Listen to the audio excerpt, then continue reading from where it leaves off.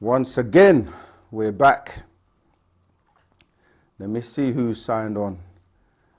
Turn my mic down.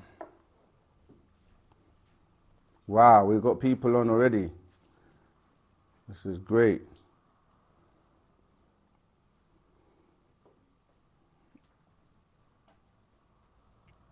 Okay, here we go. Wow, we've got people on already. Greetings, Rahubat Musar, Rahubat family. Yeah, we're doing another OSM Vision. Okay, here we go. Live. Ask us anything. Yeah, my mic's down now, so we don't get that echo. D. Shelton, welcome. Dorinda, greetings. Tahuti, Ta'el, Rahubat. Mrs. TBJ, Rahubat. Baba King, Rahubat. Rahubat to everyone joining. Please share the link, share the room, share the YouTube link. Much love. Much love to everybody joining. All right, I'm just going to wait for more people to come on, join, and we can get started. D. Shelton, thank you so much. I've been enjoying all you do. I have been reading a scroll. Does Jesus have anything to do with the melanated, woolly-haired black people? Does his teachings exclude them? Yeah, we're going to get into that. I'm going to read the questions and then we will answer them. Just wait for more people to join. Yeah, I see that. Dorinda Naji, if I'm pronouncing it properly. Yeah, I want to show you love. Ashok for your donation. Please talk about the overseers welcoming us to paradise. Touch on how this could happen. What scroll next? I've read the Bridge to Salvation. Oh, excellent scroll. Excellent scroll. Yes, we have the Bridge to Salvation. Yeah, we're gonna talk on that. Yeah, much love for your donation. Every little helps. Celebrate the first super chat. Yeah, that's you, Dorinda. Matthew Magnus, welcome.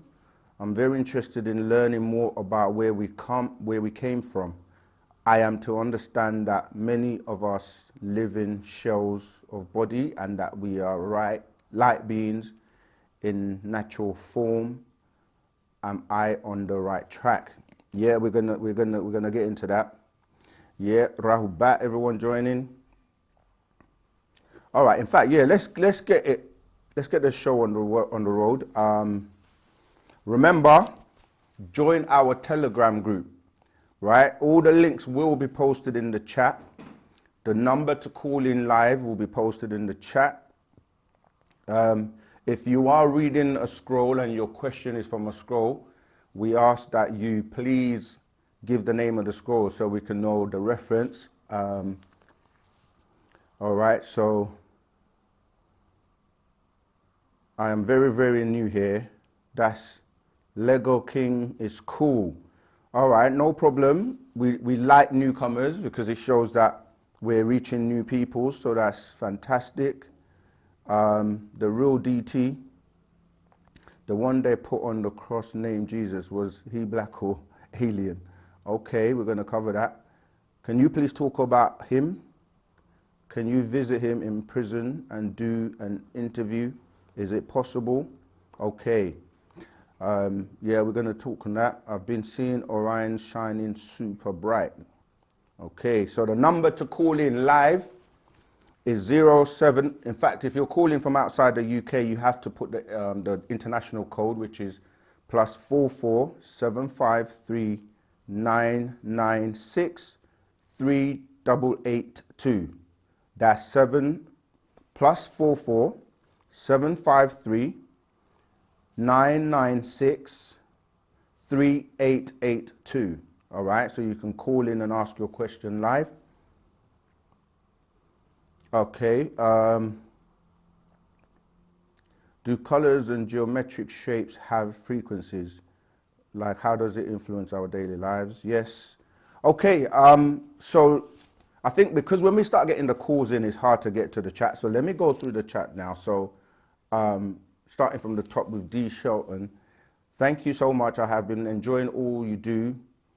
I have been reading the scroll. Does Jesus have anything to do with the question? Does Jesus have anything to do with the melanated, woolly-haired black people? Does his teachings exclude them? The answer to that is, which Jesus are we talking about? Because in the religious world, this is what they do. They've made out to people as if there's only one Jesus, and they've made him European. So you have to find out why is that. And that shows you that whoever is giving you that image, right, is in control or is the author of that image. So even in the book itself, there are 3 different Jesuses that are put into one story. And when you look at the image, you're looking at the image of Zeus, right? Because the book that you're referring to, the Bible or the New Testament, it's a book that really comes from the Romans and the Greeks, all right? I'm going to just interrupt that. I will carry on, but let's take the live call. Rahubat, greetings. Could you say your name? Greetings and Rahubat Siken. My name's Kojo from London. Hey, Rahubat, Kojo. Go ahead. How are you doing? I'm good. How are you, sir? Doing my best. Nice. Yeah. I've got one question to kick things off. Yeah. Is it true that Caucasians or white Europeans, they share their DNA with dogs, or what we might call canines? Tua. Yes, that's the simple answer. But the thing is, when we say Europeans or white people, there's a differentiation. We have to always be very clear that not all white people come from the same lineage or genetics. So if you read like the 33 commandments, right, it tells you that there was a graftation of the Adamites. And even before that, there's what people are calling white people that came from like the Flugerods, okay, which goes back to like 8,400 years ago, the Yakub story. We literally just dropped a video explaining that whole story about how, you know, Yakub grafted the beings that are known as the Flugerods. Now, when you say white people, there is no such thing as white people, as there is no such thing as black people, because that was something that was put together, and that kind of ties into the competition and the race wars, right? So when you use words like Caucasian, you're talking about a specific group of beings that came out of the Caucasus Mountains, which will tie into the Flugerods, and then later on, the Canaanites that you read about in the Bible, because Canaan or Canaan was a son of Ham, because it says, cursed be Canaan. And he was a Negroid, but he was an albino, right? And from the albino, he got the curse of leprosy. And that's how you get those Canaanites.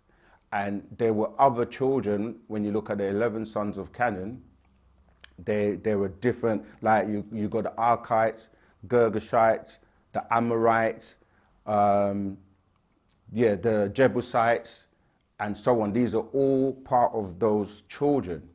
Then you have what we refer to as the Adamites, which are the graftation by way of the Pleiadians, who came from Pleiades. And what they did was take that which was already here and grafted what you're calling the Adamites today. So when people are reading the Bible and it talks about the first man being Adam, you look at the description, it talks about him being ruddy red, rosy red. This is where you get the word Adam. That word Adam is really in the Hebrew Adamah, which is off the ground. But it's talking about when this graftation was taking place. And then you also have the word Edom that comes from that word, which is red, which deals with the Edomites. But it's also dealing with the word of red, because as I said, the Pleiadians that were grafting these beings, they said in the Bible in Genesis, let us make man in our image and our likeness. And so they are blonde-haired, blue-eyed beings, the original Nordics, who were the, that come from that descendancy. So when they were, those beings were in the reason Canaan had to move into the mountains is because as an albino, he lacked melanin. And when you don't have much melanin, the sun is, is very damaging to you, because you can get leproma, which is the scientific name for it, or in the health world, they will say Hansen's disease. When you look at Hansen's, you're literally hearing the word Ham's sons, and Ham's son was Canaan or Canaan. So he had to move up into the mountains to be in a cooler climate where it's more conducive for his because of his melanin, the lack of his melanin. But because of the curse of leprosy, it means that they will get skin cancer when they're in the sun. So that most European countries are in a cooler climate than away from the equator. So when they were in the caves, this is when, the bestiality was taking place, and with that graftation, you get the genetics of the Homo canine, the Homo porcine, and what's the other one? And the simian, right? This is where people that don't know, when they're trying to find out where we all come from, they will say, oh, we came from monkeys, or we came from this. But that's because when you look at the genetics of them, it's dealing with their genes they're the ones that are referred to as the Neanderthal, and also referred to as the Cro-Magnon. That's that strain. So I'm saying that to say there are lots of different origins of what people are calling white people today. All right, and we have to be very clear on the differences between them. And when I said there's no such thing as a white person, is because when you ask what makes a white person white, this ties into the Hitler trying to graft a supreme being, and he was trying to make these beings in the image and likeness of the gods that appeared to him, who were these Pleiadians. And they were the ones that gave him certain technology, and he went about trying to graft or create the Aryan race, and blonde hair, blue eyes. This is what I'm saying. These were the original Nordics that came out of that graftation. So, but if you know about Hitler, he was from Austria. He had brown hair. He didn't look like what he was calling, a supreme race. And that's because these gods, they gave him a lot of technology, and he was in the Antarctica. He had crafts. That ties into, that whole story. So, yeah, so the Adamites, they were given, in the Bible, they were given 6,000 years to have dominion over the earth and to name everything. And that's what has happened up until the year 2000, when that time has expired.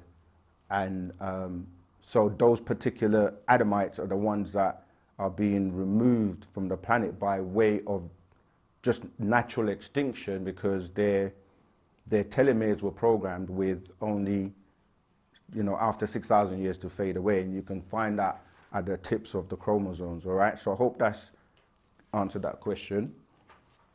All right. Okay, so I was trying to finish off that question. So there's different types of Jesuses in the Bible. There's the Yeshua, and there's the one that is the son of Jesus and Mary Magdalene, known as Bar Jesus. And there's the one between Mark Antony and Cleopatra that is known as Cleophas. Those three people's story, according to the books, according to the Bible. But to answer your question about was he black or was he white, those stories are actually fabricated and have been passed on over, but the original story goes back to ancient Egypt, who the person they're really talking about, who is Haru, or Heru, as some people pronounce him. So, all right, we've got another call, so let me just interrupt and take that. Greetings, Rahubat. Rahubat again. Yeah, Rahubat. Yeah, this is Terry Jamal. Hey, Terry. Yes, yes. Yeah, so there's just one question I wanted to ask regarding. I think I attended one of the classes I attended. Okay. You mentioned in terms of connecting with our ancestors, like from the mother's side, your great grandmother, it's easier to connect to her using her names. So in cases where you don't know the names, are there any ways you can connect? Because I've been trying to look for the names. And how best can you connect in terms of the connection in case you don't have the names and yeah. Right, so thank you for the question. So we've been taught by the master teacher, Parna Babyanun, Dr. Malachi Z. York, for whom without none of this would be possible, that the reason you connect to is really your mother and then to your grandma on the mother's side or your female side, because they carry the mitochondrial DNA and that link is going to be stronger. However, if you don't have information or like don't know who your mother is or whatever, you can go to the next person who like would be your grandmother, and you know, you can keep going to your great-great-grandmother. So as long as it's not that you can't connect to your father's side as well, it's really all your ancestors.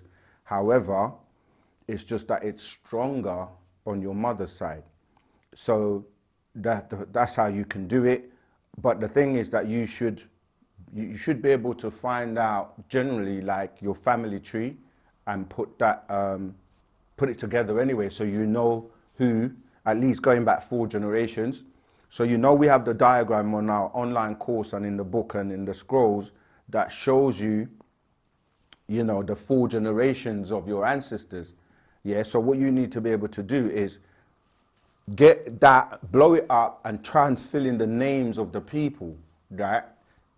And then you will know who they are in your genetics, so that when you feel a certain way or get certain communications, you can try and fill in the gaps and identify based on, like, say you put your grandma there and you go and ask, you know, people that knew her, speak to them and get as much information about her as possible, what she did when she was here, you know, what did she like to eat. Just find out as much information about everyone in your family tree. Then when you get certain thoughts or get certain urges to do certain things, you may be able to identify, oh, that's from, you know, great grandma or uncle this or uncle that. You can start to build that picture. All right. Yeah. So that's how you would do it. So you can connect with any of your ancestors, but your mother is the strongest link because she gave birth to you. She holds the mitochondrial DNA. All right. Okay. So yeah. So to finish off that question, Shelton, because I've got many questions to get to as well. That story is concocted. The books are plagiarized. The New Testament are stories that were put together by the Josephus Flavius family. Yeah, Josephus Flavius Piso, Piso. They are the ones who rewrote the New Testament. It was a play. So if you go back to where the origins of the stories come from, most of the monotheistic religion have their roots in ancient Egypt. So that story of Osiris, Seth, and Haru, or Horus, as they say in the Greek, that's the story that has been copied over to, the Bible in terms of the God, Mary, and Jesus.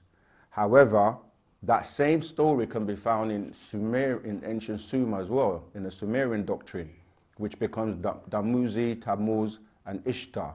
All right, so the Bible are really Sumerian stories that have been remixed, and those Sumerian stories have taken parts from ancient Egypt. Okay, we got another caller. Oh, okay. This is new. Hey. Greetings, bro. Rahul back. How you doing? Oh, I I'm love doing this. good. Look, video call, video call. First video call, so you get a star. Yeah. You see, I got one. Yeah, yeah. But I How you have a doing? question, though. Doing good. Yeah. I was trying to see, okay, like the food diet, so I won't get put on the menu. I want to eat the right food and stuff.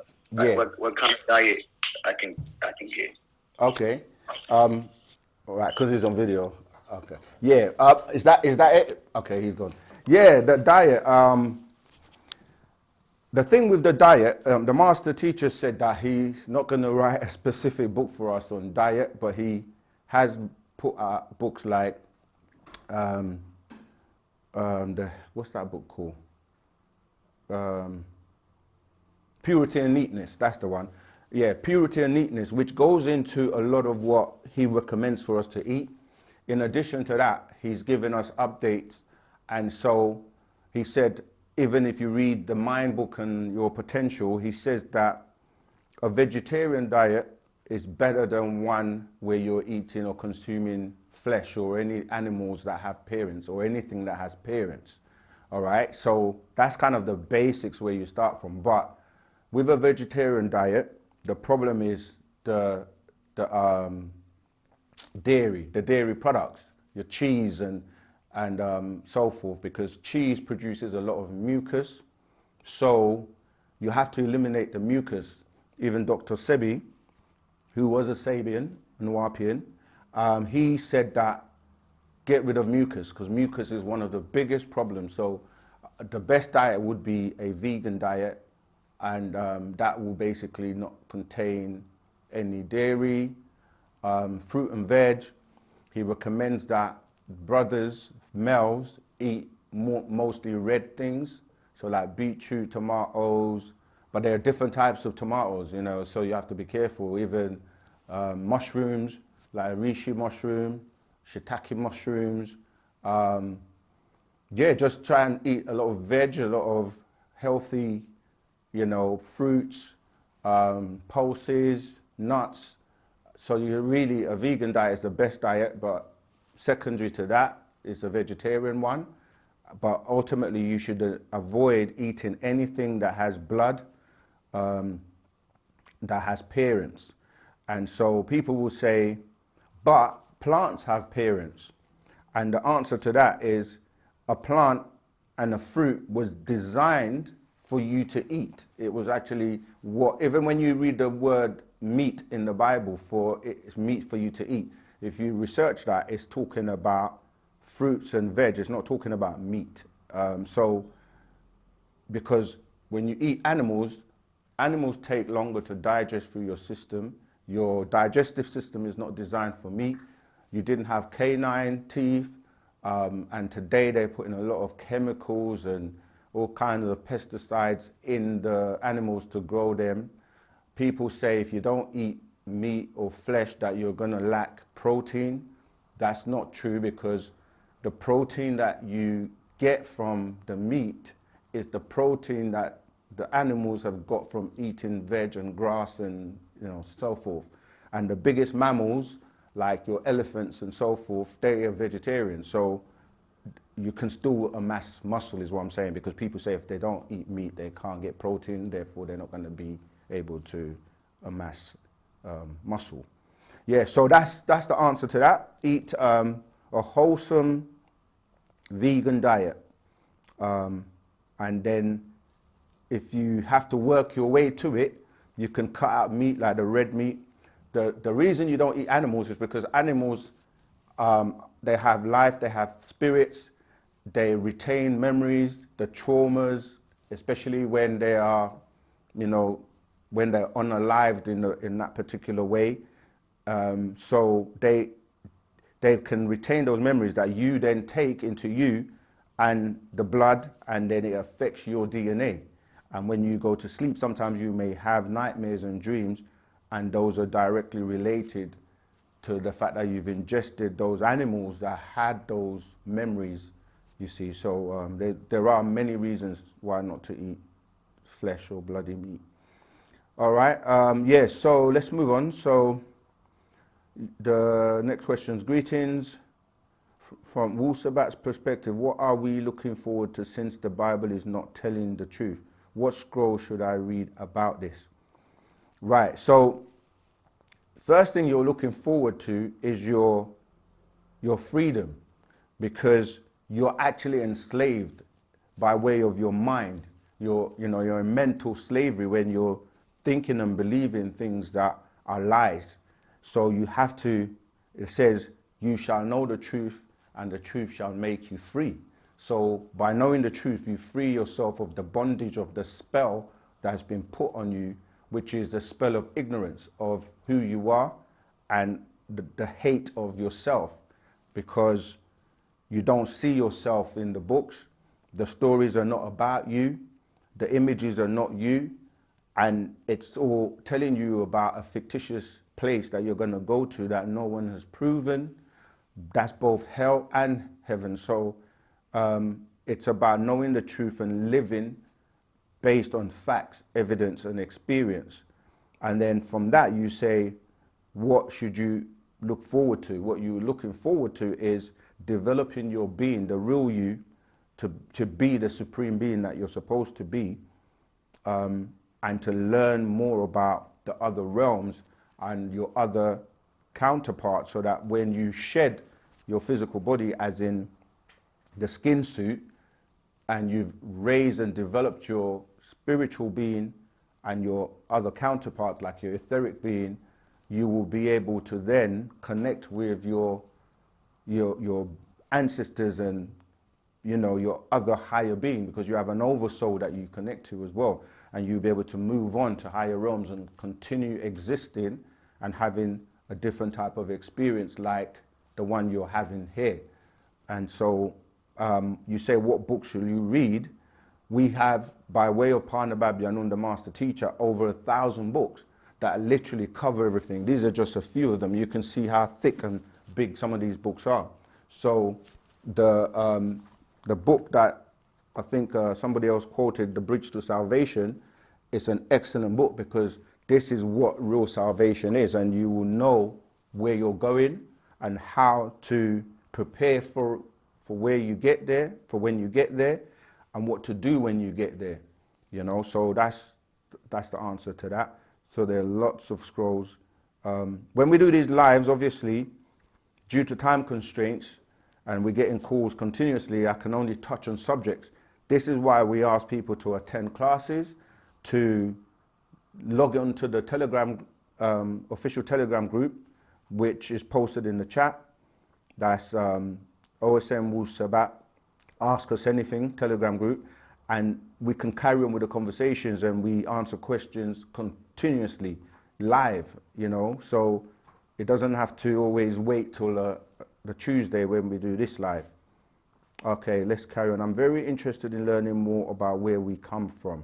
Am I to understand that many of us live in shells of body and that we are light beings in natural form? Yeah, I mean, that question of where we come from, you kind of have to start from where you are now and work backwards, all right? So the immediate answer will be, where did you come from? Well, you came from your mother. She gave birth to you.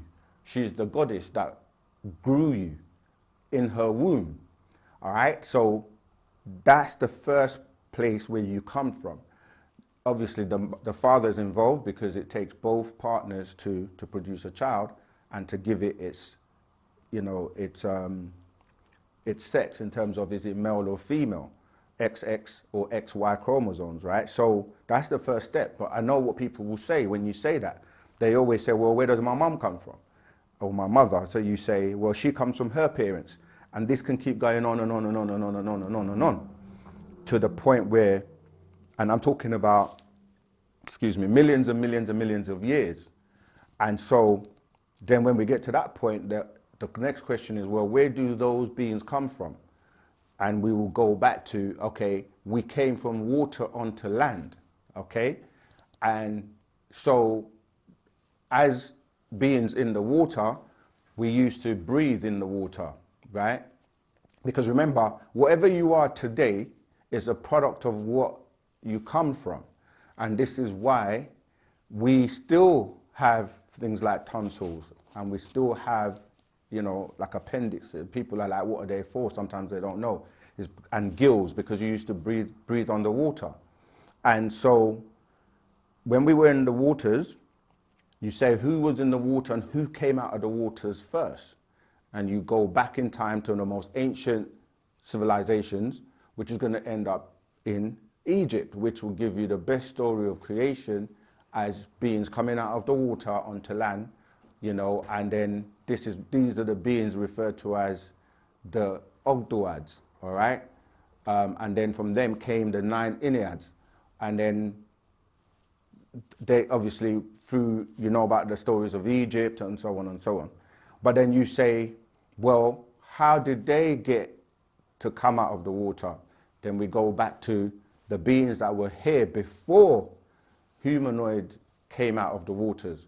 And that goes to when we were sirens in the waters, you had dolphins, you had big whales, you had a lot of beings that were here in the waters before the land.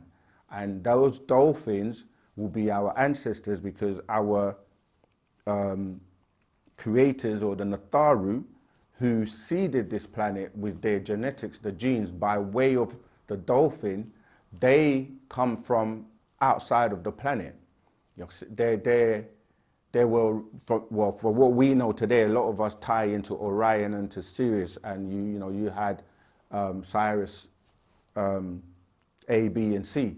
So they actually germinated their DNA or their genes by way of the dolphins onto this planet.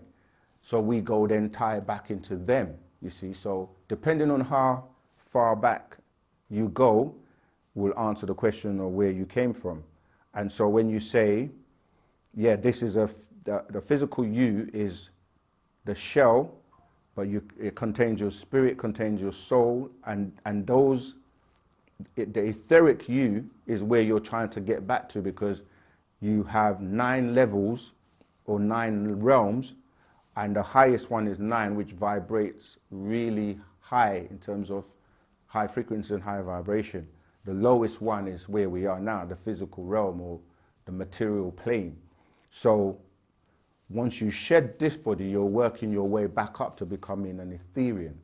And an Etherian is a pure energy being where we're all kind of heading back to become a part of what we call the all, or the all expanding, or Pa'ut in our language, you see. So the journey can go from how you came here by way of you being a pure energy being, which when your father was ejaculating, the sperm had to travel up the spinal column, or the energy, shall I say, to get ignited and then activated, and then that energy comes back down, and that gets inserted into the ovum of your mother, where that energy then grows, and she looks after you, she feeds you through the umbilical cord, and then you get your skin suit by way of the dust that she breathes in. And this is why pregnant women have a lot of problems with sinuses, with this, they have sinus problems, etc. But it's that dust that then forms that being, that pure etheric being that grows, and then you come out to be a physical being. All right, we've got another call, so let me just stop there and take this. Rahubat, greetings. What's your name and where you calling from? And what's the question? Greetings. My name is Marius Joseph. I'm calling from St. Lucia, all the way from the Caribbean. Greetings. Yes, what's your question? Hello? Yeah, can you hear me? Yes, I'm hearing you now. Yeah. Sorry, I said go ahead, and what's your question? Welcome. Okay, welcome. I just discovered you a couple of weeks ago, and I'm grateful for that. The universe just sent you into my way. But my question is, I have some knowledge of Kabbalah. I've been studying Kabbalah for some time now. And briefly, Kabbalah kind of claims that they were the very first ones, originally, like all our religions came from, stemmed from Kabbalah, right? Yeah. So Michael, can you comment on that? Because I seem to recall you as well. Correct me if I'm wrong. Wu-Sabat, it's like, almost the same, not like Kabbalah, but it's like originally. So can you comment on Kabbalah compared to Wu-Sabat? Because from what I know about Kabbalah, as I said, they claim to be the original ones, and like everything came from, branched out from all religions, and everything else came from Kabbalah. Okay. So can you make some comparison, and talk to me about Wu-Sabat and Kabbalah, because I really want to do your courses and so forth, and I've been following Kabbalah. Out of everything else on this earth, Yeah. Kabbalah has been the only one that have really satisfied my questions and so forth. And the universe just sent Wu-Sabat, and you guys seem to be on path so far. You Okay. understand? Yeah. And so just talk to me about that. I would appreciate that. All right? Okay. Thank you. Yeah, the Kabbalah is not the first, but then again, all the religions claim that theirs is the first and the only one and the correct one, and that's not true. The Kabbalah goes back to a lot of what they call the learned men in the Jewish faith, and it's mixed with, well, first of all, before I even get into that, when people claim that it's the first, you have to ask them, how is it the first? Where are the findings? Where are the people? Where do they get the information from? And as I said, even the youngest religion of all, which is Islam, they claim to be the first, and the Quran is the only book that hasn't been tampered with and it's untouched, and Muhammad is the last and final prophet, and the Quran is the only book for for salvation, etc. Until you start to probe and ask questions and dig deep into, it doesn't make sense, because where's the original and how did it happen? And I'm just saying that to say that's 1400 years ago with the Quran. The New Testament, they claim the same thing. They say that the New Testament is the only way for salvation, because this is where Jesus came and died for your sins, and he's the only way, he's the only way you get to the Father. And again, they claim if you don't follow this book and don't follow Jesus, then you're not going anywhere. Then you go back even further to the Old Testament, which Jesus in their writings in the New Testament says that you can't change the words. He says, is it not written in your laws that you are gods, referring to the books from before, meaning the Torah. And the Torah, again, this is where they tell you, oh, Adam is the first man and everybody came from Adam, and this gods of the Bible, you have to do as he say, or else you're gonna get punished and burnt in a place called hell if you don't follow this book. And all of that is only going back to 6,000 years old. But when you start to go into writings, because even that, the Kabbalah, that's something that the son of Jesus that I mentioned before, known as Bar Jesus, he went to India and he was into the mystics and studying sorcery, and that's where you will find the origins of the Kabbalah. And you will find that a lot of the learned elders of Zion, as they call themselves, which goes back to, as I say, the elders, the Jewish elders, and you'll find certain celebrities that also studied the Kabbalah. So to answer your question, it is not the first. Some of the teachings will align just like every of the other teachings from these other religions, because when you have the truth, the origin, things are borrowed from there. So you will always have the root, and then you see people borrowing some parts from that truth. But ultimately, the oldest people on the planet are the Africans, and by way of the most ancient Africans, which will go to, as we say, the Natharu, or the ancient Egyptians, as they refer to them. So yeah, there's some truths in the Kabbalah, like there's some truths in the Quran, there's some truths in the Torah, and there's some truths in the New Testament, but those are just the bits that get you hooked in, and then they give you the rest of the lies, which is 90% lies most of the time. All right. The super chat.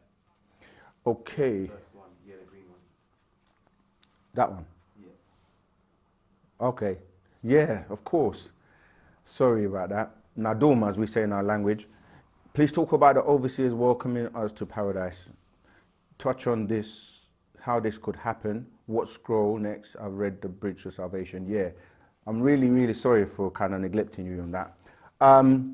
Yeah, the overseers, these are the elders of our Natharu and your ancestors who have made that grade. So the point is that you're constantly trying to elevate upwards, and it's important because when you're crossing over from this realm to the next realm, this is why we don't use words like dying, because energy cannot be destroyed.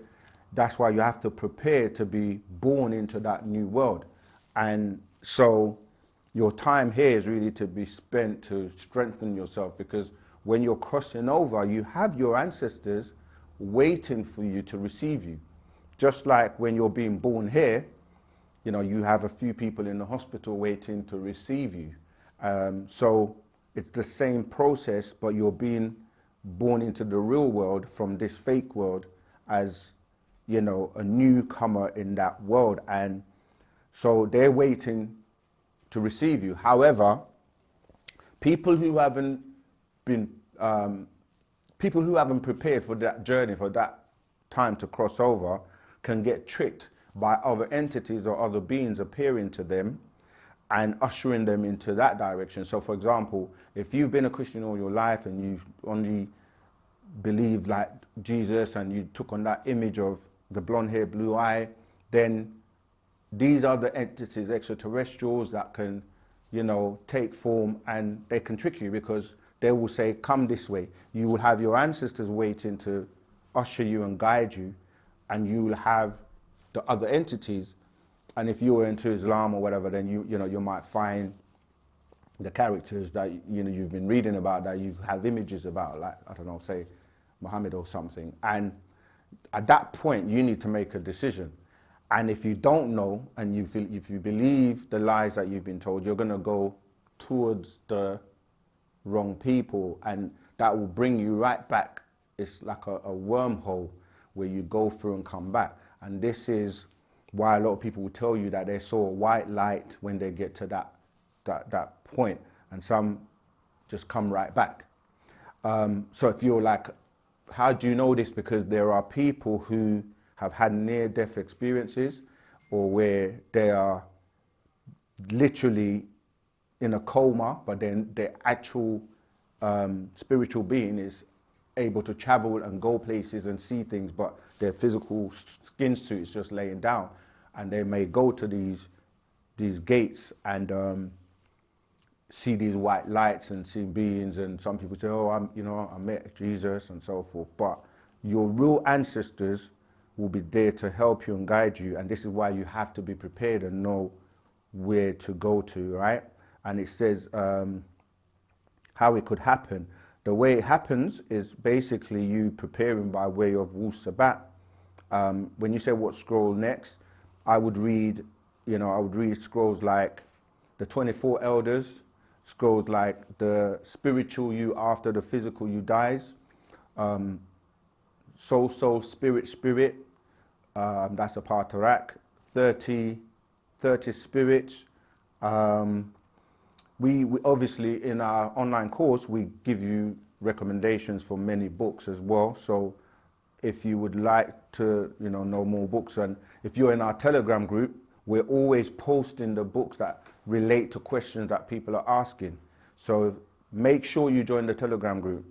So those are the scrolls. The Bridge to Salvation is an excellent scroll, because even when you look at the image, right, you see a bridge, and you see on different sides, like what they call heaven and what they call hell, and what you're going towards, which is dealing with Tamaray, dealing with Wu-Sabat, and that gate will take you to the real, this is fake, and you're going into the real world and real life. So those scrolls I mentioned would be a great start. Teuti Ta'el Rahubat Zama. Yeah, you're right. It's all from the master teacher. It's facts. No one on this planet has given so much facts, because you say, yeah, we're coming with the facts from the master teacher. And yeah, let me say something. Up until a few years ago, there weren't many people saying that title, the master teacher. But because we have been consistent in saying the master teacher, other people now are trying to claim or use that term. So it's important when we say the master teacher, even though we put the which is a definite article, that we say the name after. So it's the master teacher, Pa-Nabab Yanun, Dr. Malachi Z. York. We always have to emphasize who we're talking about when we say the master teacher, because other people are now starting to try and use that term. So, all right. Okay, cool. Right, Shelts, want to show appreciation for your donation. Thank you so much. Rahubat, how can we go about opening bookstores? Oh man, that's a beautiful question. We need bookstores all over, every corner. How you go about it is, first of all, I'm sure if you're not in the Telegram group, get in the Telegram group, because you can have you can speak to me directly in the Telegram group and other student teachers, and we have sisters and brothers in there as well that can assist. But we can then give you and put you in the right direction to the administration, who would then, you have to go through the process of opening the bookstores, and you will get all the support that you need. Obviously, you need to, go through that process, but that's how you can. As long as you're sincere and you're teaching Wu-Sabat, and, the master teacher has encouraged us, we need to be very active, all right? So join our Telegram group. It's in the chat, and we can give you, direction towards the admin that will process the application and speak to you and take it from there. Okay, that's actually great, because when we're talking about Wu-Sabat, I know for newcomers, it's a thirst for the information, for the knowledge, but ultimately you have to think, once you've got all this knowledge, you have to put it to work. This is why it's about being in communities, working together to build, and then for you to help others. And if you're running a bookstore, that's helping others, because people can come and access the information, and there are other activities that go on in the stores where people can come and be involved, and certain information is only passed from mouth to ear and not publicly. So it's not just about, of course you need the information. The information helps you to develop yourself and your being, but ultimately you have to put that information into work, into practice, all right? So it's good. So it's good when we hear people doing the works. And I just want to show you something. As a Nuwapian or Sabian man, we have a part of that called the Sabian man or the Nuwapian man. And this gives you, step-by-step guide of what you should do as a Nuwapian man. And that's very important, because as men, we have to build, we have to basically provide.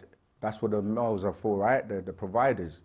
And we got women, children, elders, and people to look after. So read that scroll if you haven't got that as a Nuwapian or Sabian man. Okay, let's move on to Mrs. TBJ. You once spoke about a book pertaining to being born with a hole in your ear. What is the name, please? It's mentioned in many books, actually, but there is one called Are There UFOs in Your Midst? And The Man from Planet Risk. There are quite a few scrolls, but those are the two that are coming to mind. Yeah, so if that's what you're asking, what's the name of the scroll? Okay. And this is again why I keep emphasizing to join the Telegram group, because when questions are asked, we just literally post the links to the book from the bookstores online, and you can, you just grab them straight away. Free the Master, yes, Terry Jamal, Free the Master Teacher, Partner Babyanun, Dr. Malachi Z. York. Yeah, the one they put on the cross, that's him, because he's the willing sacrifice, not in the way of, well, sacrificing as he's put his life on the line for the truth. And of course, that's known as the living Messiah, the real Messiah, the living one. Okay, so that's what it comes down to, because at the end of the day, even as I'm, sharing what I know by way of the master teacher, the same thing that happened to him could happen to me, could happen to any one of us. And are we willing to, put ourselves in the same way that he has sacrificed for us, putting all this book out, regardless of what he's been through? He's still teaching, still guiding us, still giving us, the information. And we love him so much more than even words can express. And there's nothing more that this planet needs right now than for him to, come back home and be with us. And what's really amazing is he has the solutions and the answers to the problems of the world. You would think somebody like that would be, put on a pedestal, on a stage, in a place where he could answer questions of how we could solve the problems of this chaotic world. But instead, like all others that have come in any of those religious books that they refer to, their teachers end up being unalived, incarcerated, slandered, etc., etc. So we should be in a position where we're not having it. Worldwide, we should be ready, because we're dealing with world peace. We're dealing with saving lives. We're dealing with spreading truth, dealing with getting rid of the chaos. We say no one wins the race in racism, and we're here to uplift humanity. And everyone who is about that, regardless of your color, your hair texture, and all these things that we get hung up on with people, places, and things, we should all be, fighting for that, So each one teach one. All right, so let's keep going. Captain Tenno, do colors and geometric shapes have frequencies? Like, how does it influence our daily lives? Absolutely, 100%. You have to remember that everything vibrates. Everything's a vibration. There are different vibrations at different frequencies. And this is what we're saying, that the higher the vibration, in terms of if you're vibrating on a high spiritual level, then it's going to move faster. You think faster, your brain moves faster, you're kind of able to absorb Wu-Sabat. If you are, vibrating on a low vibration, it's more dense, it's more heavy, it's more problematic, creates chaos.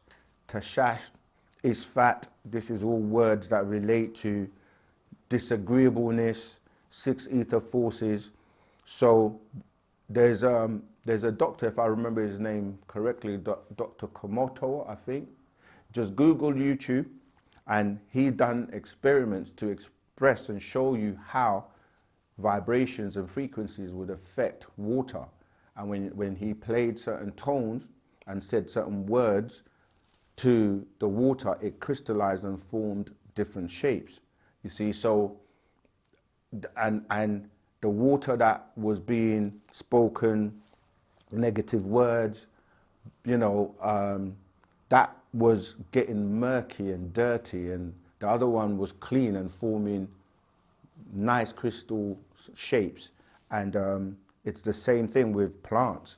You can have plants that grow and they're vibrant because they are alive, because you're speaking positivity to them, and then you have others that die. So another one is the microwave. The microwaves, because that deals with frequencies. When you put, food into the microwave, you will see that it literally kills all the nutrients from it. And so, yeah, that's how you will know. But yes, absolutely that. Remember that light excuse my word. Light can be converted into sound, and sound can be converted into light. And these geometric shapes, like pyramids, that's why pyramids are built in a particular way.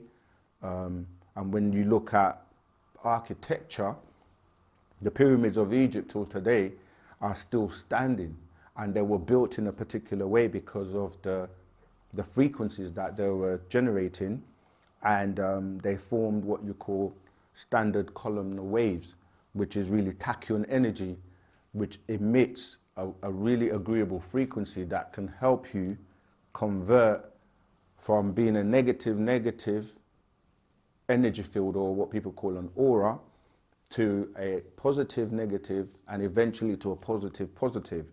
So yes, absolutely, the frequencies and music especially is so important. This is how disagreeable forces, 6 ether forces, utilize music to put a hypnotic spell on people, to the point where you hear certain melodies, and then certain, like when they use the 808 drum beat, which really vibrates on the lowest chakra, or the chakra that is dealing with lust, dealing with, just like more negativity, that gets you going. And they do this on purpose because they know when you listen to that music and those frequencies, they're going to affect you and affect your DNA.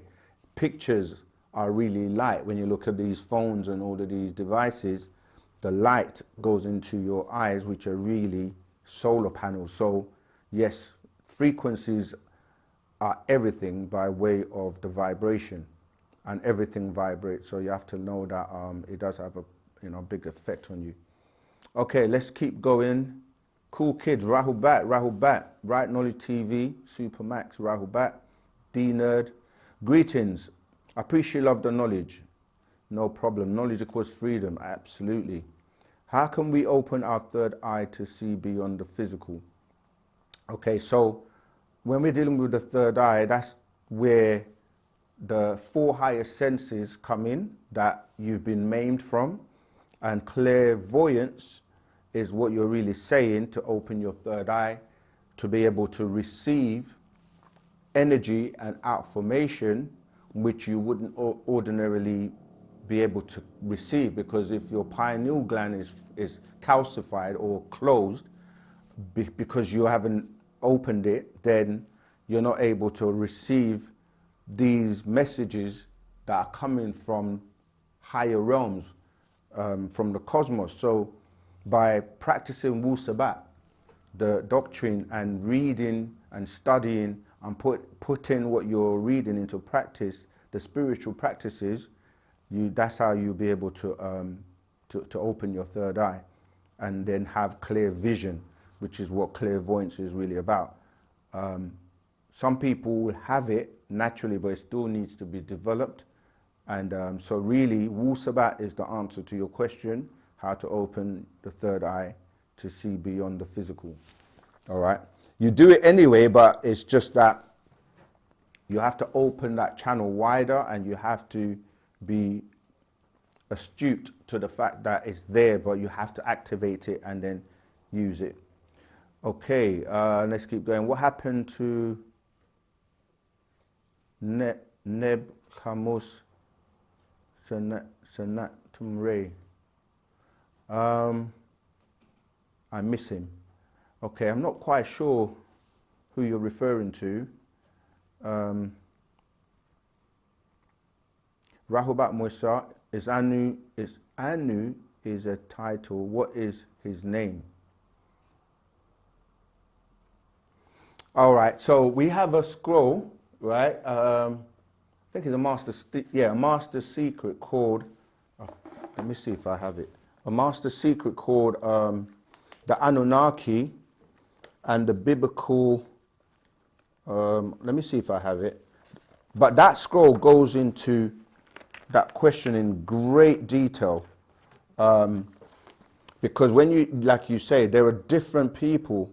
So So for example, you had Alalu, who is Anu's brother, but that Anu, I'm sure he's in the Holy Tablets. I can't remember his name, but you have different Anus that were like, the one we're referring to, or that is shown in the Holy Tablets, he was the 9th Anu. In that biblical, the Master Secret, I can't remember the name of it, we'll see if we can find it. It gives you the, their names, the families, etc., etc. So if I find it, I'll look for the name. I can't remember from the top of my head at the moment. But there were people, they had, parents. Yeah, I can't remember. I'll come back to it. But that's a good question. Right, keep going. That's from Stello Scientist. We'll come back to the answer for you.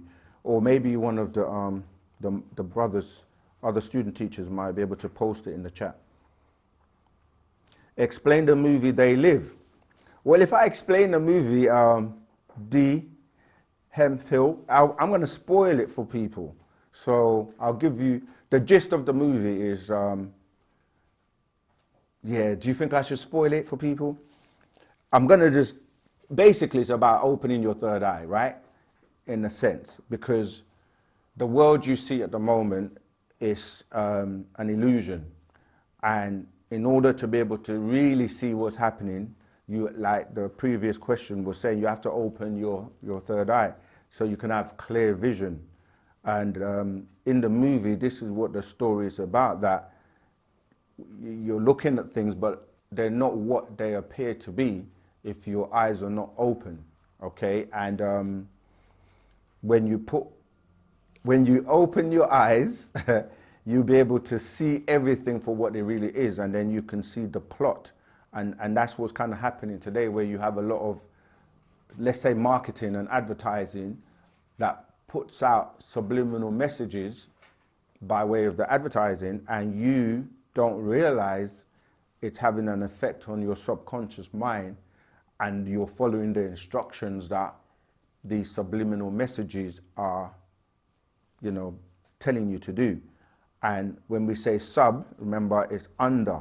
So it's under your conscious, which you're aware of. And so that's kind of what the movie is about. And it's like, even now, excuse me, when we talk to people about Wu-Sabat, because they've been lied to for so many years by way of these false religions and false promises of going to heaven, you have to wait to die before you can be saved. But when you're here, these deities can't do what you want them to do for you, but they claim they can do everything. They know everything, they're everywhere, omnipresent, omnipotent. They can do everything, have all the power until you need them to do something, then they can't do it. So you don't have to wait to die to go to a place, and they can't help you when you're alive, but they can punish you when you're dead, as they say, and send you to a place called hell. So yeah, so that's what's really going on with that movie. When you tell people about the truth, because they've been lied to for so long, they don't trust anyone. They're very skeptical, because it's like that's by design. Because if you want the truth, and let's say you were born a Christian, you spend all your life looking for the truth, asking questions, going to church, and you don't get the answers. And you're going to be like, maybe Islam is the one. And then you do the same thing. Spend another however many years, and you still don't get your answers. Then you might go on to being, I don't know, being a Jew or being an Israelite or something. You do that. So you're just going around in circle and wasting your life. Now, when you come to Wu-Sabat, because they have been very clever in the way they've done it, where if you see somebody dressed like myself, or if you see our symbols, you're going to think, oh, they're just another religious group, so I don't want to listen, I don't want to hear it. And even when you're telling them things they've never heard before, they just dismiss it. And so, it takes a long time for people to kind of like keep trying to find something wrong with what we teach. And people, as you can see from a couple of videos we've put out, some people have been coming to classes for like 15 years, 20 years, and they're still trying to find something that they will never find. And the master teacher has been teaching for so long, published books, which many people have tried. They can't dispute the facts and the truth. So what we're saying is Wu-Sabat is the real thing. And so the movie's really showing you how when you're trying to show someone the truth, some people can be very stubborn and skeptical to the point where they can literally miss their moment. Don't be that person, you know. You can tell from your inner being, does it resonate with you? If it's not for you, it's not for you. We're not trying to, we're not religious like that. So, you know, I'm just saying that to say, yeah, that's a good question in that sense, that you're trying to get people to see the truth, and they will fight to the end until until they actually open their eyes. All right. I've been watching for about 2 weeks. I'm intrigued. I'm just wondering, with all of planets involved and their position, how do we have a chance? What do we need to do besides keeping the vibration up? Well, as you say, Aminus Sudan, 2 weeks, you know, you're literally a baby.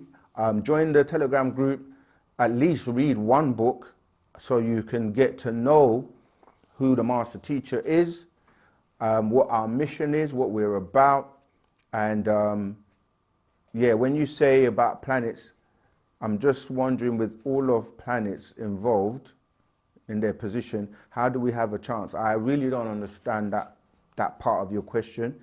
What do we need to do besides keeping the vibration up? This is not just about keeping your vibration up. It is about keeping your vibration up.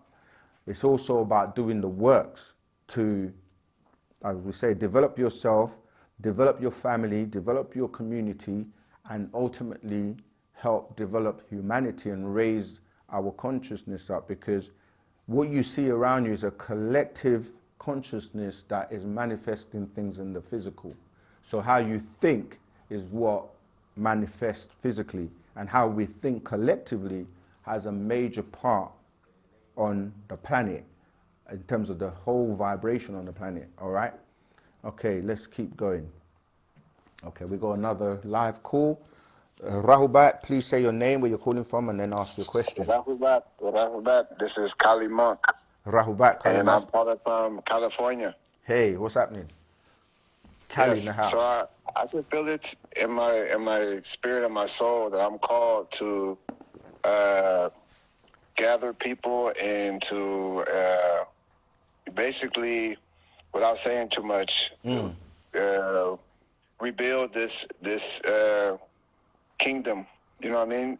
And my question is, I honestly, the only reason I'm still here in America because of the resources, but I definitely am planning on moving. What is the better option for me? Is it Africa? Because Africa is really far. I've been to Africa before. Central America is not so far, but I don't know about those governments over there. So what would you say is the best place to relocate once I'm done with down here? All right.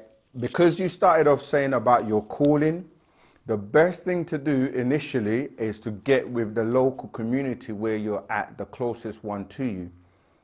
If there isn't one close to you, then the nearest one. And then even online, you can join our online community, join our Telegram group, because ultimately we have a guide with us that knows and tells us where to go, when to go, how to go, etc., etc. So you have to work with us. But you've touched on a really good point, because what's going on in the world right now with the wars, with the new president in your country, etc., etc. Like, you can see tensions are very high, wars are going on. You see the war with, you know, Ukraine and Russia. You see the Palestinian and the Israeli war. You're seeing a very risky time at the moment with the Arabs who can join in, you know, if it escalates, and it can, people are talking about world war, you know what I mean? So because of that, we follow and listen to the master teacher, because if you read the books, I explain, even in this book called Leviathan 666, the beast, right? 666, Leviathan, the beast, as the Antichrist, and the 10 horns, which really goes into the day and time we're living in right now, as some people look at it as a prophecy. And it talks about the ending of New Babylon. And I think this week as well, Putin launched a couple of missiles. And so the tensions are great. So what I'm saying is, get into the nearest Wu-Sabat community. If you have a calling, you will then build a community and, you know, work together. And you will get to know, because not everything is going to be, you know, spoken of publicly. So that's the first step I would say for you to do, because the more you learn, the more you, like for example, I mentioned reading the wu-nuwapu man, Patarak, which will give you the answers to your question, all right? And then we work together as one. Now, the part of your question that, is someone else on the line? Okay, so let me just round this up. The part of your question that I really want to address is people in America who consider themselves African Americans, all right? There was a question asked in the group today, in fact, and I just want to touch it for others, that they don't consider themselves to be African, for example, because before the continental drift, people literally walked over from Africa to America, right? And these people were referred to as the newborns or the Olmecs, right? These are the Olmecs. They were indigenous people in America. And so they were on that side when the continental drift happened. So not everybody came by way of the kidnapping, which they call the slave trade. So those people in America have a right to claim that they're indigenous and are Americans. But the point is that when the gap between the two got so big that you couldn't walk across anymore, these Olmecs, they brought over like the rubber plant, which, you know, that's another story. But the way you know that the continental drift took place, because some people dispute that as well, is if you go on the coasts of both sides, you will find the same trees, plants, and soil and everything on both sides. That gives you a clear indication that they were once together. But the point I'm really making is that these African Americans claim that they're not Africans, but you are not where you are at. Names of locations are not where you're from. You know, names like Jamaican, Trinidadian, it's about the DNA. Yeah, your DNA is from Africa, so you are African. People try to claim that they're American by way of the fact that they're in that land, but originally their DNA and everything comes from Africa. But yeah, we can go into more detail about that once you come onto the Telegram group. Rahubat, sorry I kept you waiting for a bit. What's your name, where you calling from, and what's your question? Thank you, brother. It's truly worth the wait. This is Leon again, calling you from Texas with another question. Sure, go ahead. I've been watching a lot of information regarding, I believe it's West Africa, Mali and Niger, and I hope I pronounced this right, Binika Fali. And one of the big issues, I think they're falling in line. Now, I'm trying to get your take on this. Yeah. With the new president, also with Senegal, how they're pushing back on the West, and they're stating that Trump has made some allegations about if they decide to get the colonialism out of their country and start going back to their own natural resources, because all they've done is just sucked out their resources and given them pennies. That's why they wanted to poison countries on Earth. But the Europeans are prospering from, not just Europeans, but also the West, from their minerals. So they're pushing back, and Trump, in a way, is threatening. They've already thrown sanctions on him. So now they're forging a relationship with Russia and China. And I just want to get your viewpoint, because it seems as if that shift that I constantly hear you speaking about is taking place, along with these so-called African Americans that are going back into South Africa and Ghana. So where are we there? Because I know that these three particular countries are high in uranium and oil and diamonds. And I know that the president of Senegal told France they had until December and they no longer want to associate with them unless they're willing to renegotiate how they're distributing the minerals that they're actually taking from the country. So if you can elaborate for me a little more about where we're headed. Yeah, it'd be I hear greatly you. I appreciated. hear I you. thank you. Got your question. First of all, if you notice, the God of the Bible, they deal with fear. This is what they use for why people even listen or follow these religions, because if you don't, you're going to be burnt in a place called hell. So this is a tactic that has come by way of the Adamites. However, their time is up. As I mentioned, they were given the dominion to rule the planet for the last 6,000 years. And now they're being, by natural nature, being wiped out or fading away. So that tactic of fear is what was used even with what they call slavery.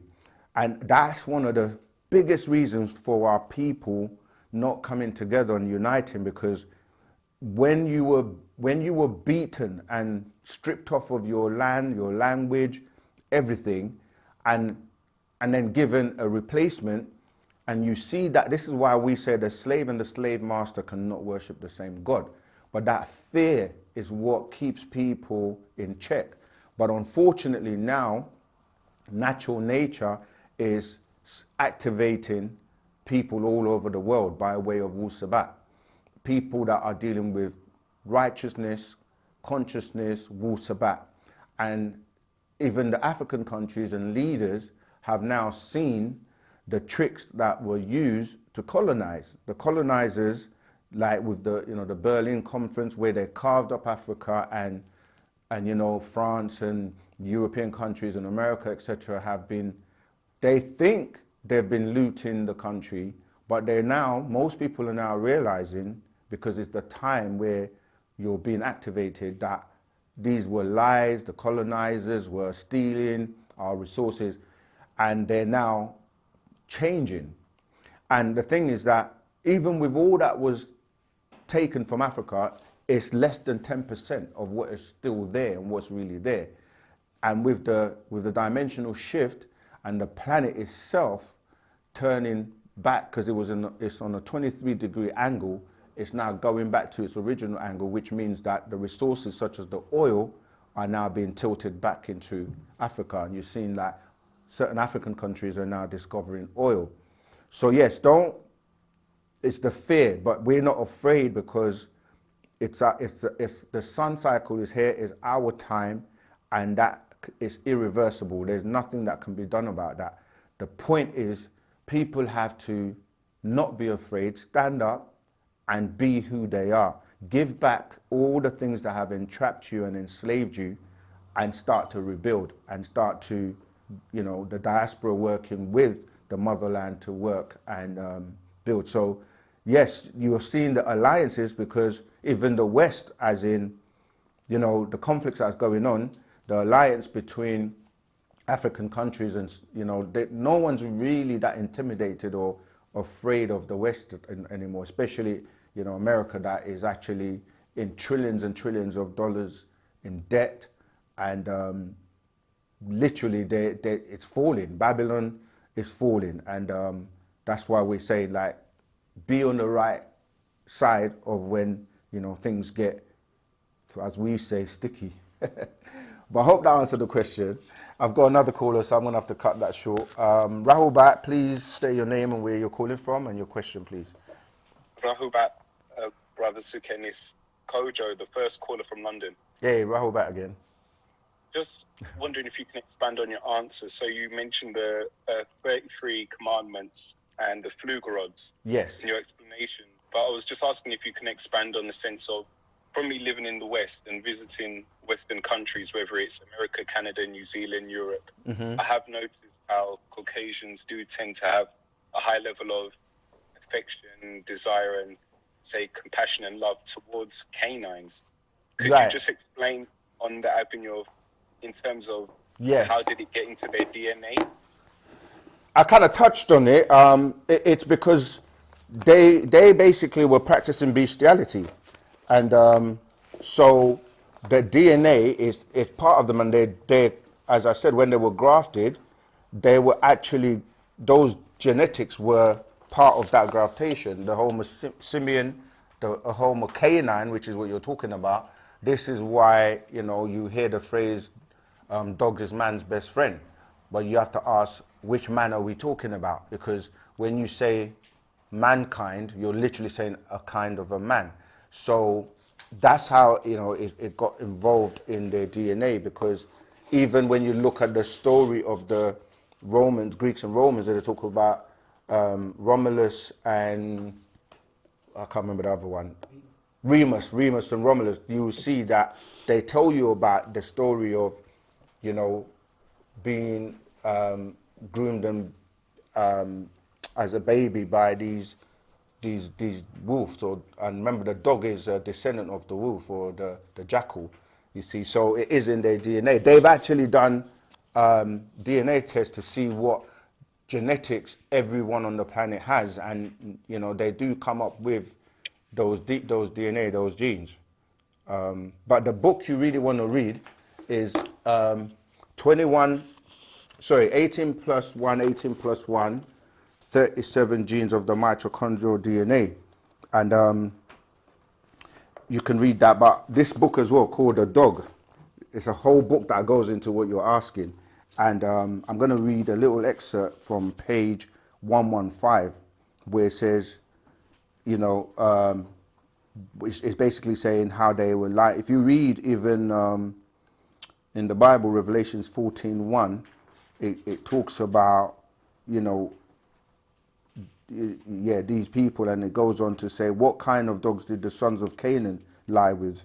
It said there were members of the original dog family, along with the Tibetan dog, the hyena, the wolf, as I was just saying. The original dog family became carnivorous after the flood. These dogs were similar to the lepers in that they preyed off small animals, and the lepers were to the point of being able to mix with these dogs because they had fallen so low as to eat raw flesh as the dogs did and walked on all fours as they did. The result of this abomination produced such unsightly creatures as vampires and the wolfman, right? Because remember that, as I mentioned before, the leprosy meant that they had sores all over their body, and the dogs used to lick the sores to help them heal.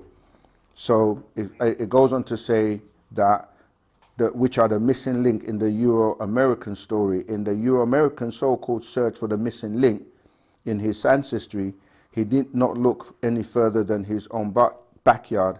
Yeah, the beast friend, the dog. And it shows you the images and pictures and everything, but it goes on to say that the sentimental attachment and the physical attachment that the Euro-American has with animals is a part of his natural heritage. Yeah, to prove to you that the Canaanites knows what he is and who you are. More basically, perhaps I can learn how it is that I can walk upright, speak and speculate about myself. There was a time when my ancestors could do none of these things. They were not men, but ape-like creatures living in the trees. You know, but it goes on into much, much more detail. That's that. Perfect. Yeah, so, yeah. But there are different types, and we have to, again, always be clear on that. Yeah, there are different types, and this ties into when the anthropologists are now trying to find, because that missing link that was mentioned in the book is because people are taught in the Bible that we all come from one place, one person, Adam, which we now know is not true, because when you're saying Adam, you're saying Adamites, and there are different Adams in the Bible story because it's dealing with the different genetic experiments that were taking place at different times, and different hybrids come from the different experiments, you see. All right, Tyson Jim, enough respect, brother. Sharon, look her up. Okay, he's giving me a name to look up. If you really want, you can come from and the real history of mankind. All right. Is Wu-Sabat only for black people? No, Wu-Sabat is for humanity. However, if you can't deal with the truth, then that's gonna be an issue for you, because Wu-Sabat deals with facts, and some of these truths can be, as they say, the truth can be hard to digest, you know. But if you can handle the truth, Wu-Sabat is really about people that want to vibrate and change the world to a better world. It's for humanity. Yeah, someone else has just posted that as well, so that's true. Wow, they're coming in fast now, so I'm going to have to cut the answers quite short. It's from the wisdom of Tahuti, that's right. Does it go back to Egypt? No, when you say Egypt, this is another thing we have to clear up. People have run ahead, and what you're calling Egypt today is really what you've been taught about Egypt, which comes from the word Egyptos, which is dealing with when you had certain people ruling a small part of Egypt, i.e. the Phoenicians and the Canaanites that came in to Egypt. So we go pre-dynastic Egypt, yeah, before the dynasties, to these beings that we're calling the Pataites. These are the Neolithic beings that were on the Nile, by the Nile River, and you can go to that era and start to learn about these beings. So Egypt is only talking about a time when the Europeans came into Egypt, and the Hyksos dynasty, which are referred to as the Hyksos, because that means Hyksos dynasty, and they were burnt by the sun, and they had black faces or burnt black faces because of the melanin deficiency. So this is where that word Egyptos or Egyptos come from. When we talk about Egypt, you hear some people use the term Kemet, which goes, even that ties into the biblical story of Ham anyway, because what they do is try and tie everything to the Bible to make the Bible seem authentic, because they tell you about stories of everybody going to Egypt. You know, Moses was found in Egypt in a basket. Jesus had to run to Egypt to hide when the Pharaoh, Herod the Great, sorry, not the Pharaoh, Herod was trying to kill all the children. You had Abraham went to Egypt. Everyone goes to Egypt. Why? To Joseph's family, when there was a famine, they all ran to Egypt. So by adding Egypt to the Bible, it makes it seem like it's real. But Egypt itself was in existence way, way before the biblical stories, you know. So that's why they tie everything to Egypt. But we are going way, way back to the time way before the term Egypt was coined, and we were known as Nuwapians. Okay, another caller, so let me just interject. Hey, Rahul Bat, what's your name, where you calling from, and what's your question? Tiffany from London. Hey, how you doing? And asking you the question, or the guy on live right now? Say that again. I'm asking you the question, or the... Yeah, I am the person that's live. So I am Saken. Oh, are you? Yeah. Yeah, so listen, my question is, though, what's the essence of our existence as a Negro, or as a chosen one, should I say? And then how do we navigate through this if you will, this matrix? Okay. You know, what's the ultimate goal, if you know what I mean, spiritually as well? Yeah. All right, number one, we're not Negroes, we're Nuwapians, right? And the essence is to learn and know about who you are and your powers, and to come together and work to build our future, and then prepare for your transition into the higher realms so that you can continue experiencing those realms, because there are higher realms where you can exist as pure energy beings, and the beings that control what people are calling the planet, this solar system, the universe. These are our ancestors. They're the guardians of the galaxies, the guardians of the universe, multiverses and omniverses. So work is done on an intergalactical level once you transcend to those levels. So it's not just about this one planet Earth.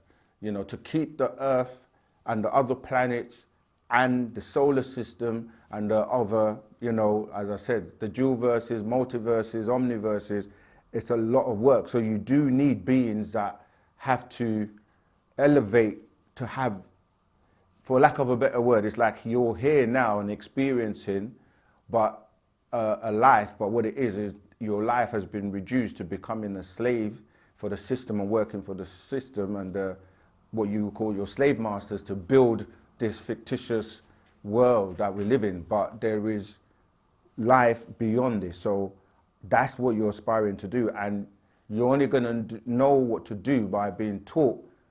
And a lot of people don't want to take baby steps. Everybody just wants it like now. What you know, this is not fast food. That's their world. So what I'm saying is, you've got to be groomed. You've got to be taught about your spiritual side. You have the unseen world and you have the seen world. You have, you know, your 360-degree being on this realm, composed of 180 degrees of what you will call disagreeable and another 180 degrees of what you call agreeable.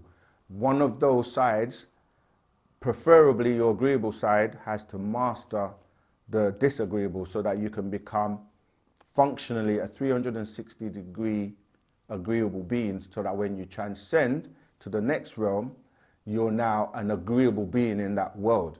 And then you have to kind of do the same thing in your learning and growth to conquer, you know, the disagreeable counterpart of you in that realm, so you become a full being known as a supreme being or an Etherean when you're full 720 degrees agreeable. And then you'll experience and live different types of existences where, like I said, you become one of those beings that can transcend the different realms. So a pure Etherean being, some of them have the leave to be able to come and go at will, being able to personify and come here physically, do things and help and go back and do the things they do in the realms that they are working in. So it's not just as simple as the religious world teaches you, you're just here, you got to be good, then you die and then you go to heaven. And then when you start to ask questions about this place, they can't answer the questions, because you say, what do we do in heaven all day long? Do we just walk around? Do we have jobs? What ages are we? What ages are people? You know, how do the angels wear clothes? Because they always appear in white robes. What are these robes made of? Is it cotton? If it's cotton, that means somebody grows cotton and picks cottons. That means you have tailors. You know, when you start to pick these little, using your mind to pick it all up, it's like, this place doesn't really make sense, you see, because your God is sitting on a throne with angels around him and the deity, shall I say. And if he's sitting down, that means he's sitting on a throne that's bigger than him. And where is this throne? Is it in a house? They say mansions. All right, does he have furniture in the mansion? Does he have beds? Does he only sit down forever, or does he get up and go to bed? Does he go to toilet? These are the kind of questions that, just using your mind, when you start to probe and ask them, it's like you're being, you know, you're blaspheming. You can't ask God those questions. But they say you can pray to him and ask him questions. So it gets into what we call babble, which is confusion, and it entraps your mind so that you don't know who you are, you don't know what to do, so that you can prepare for your transition from here. So that's giving you a good synopsis of what you have to do. Come into Wu-Sabat and be groomed and start to learn. Okay, more questions. Rahubat, is karma a system of belief or is it an actual fact? Is the Hindu god Ganesha connected to the Dero? Yes, he is actually. And karma is not a system of belief, it's a system of energy, right? It's a belief in the sense that the way religions teach it, but it's more about, you know, it's like for every action, there is an opposite reaction. So it's based on fate, which deals with natural nature, like things will happen in a particular way and people will call it, you know, karma. But if you know about like we're ontologists, so what people are calling time is based on a fictitious time, like because you have a clock and you think that the clock is moving and the hand is going tick tock, tick tock, tick tock, and it's moving in a particular way, in a linear fashion. So you start and there's an end.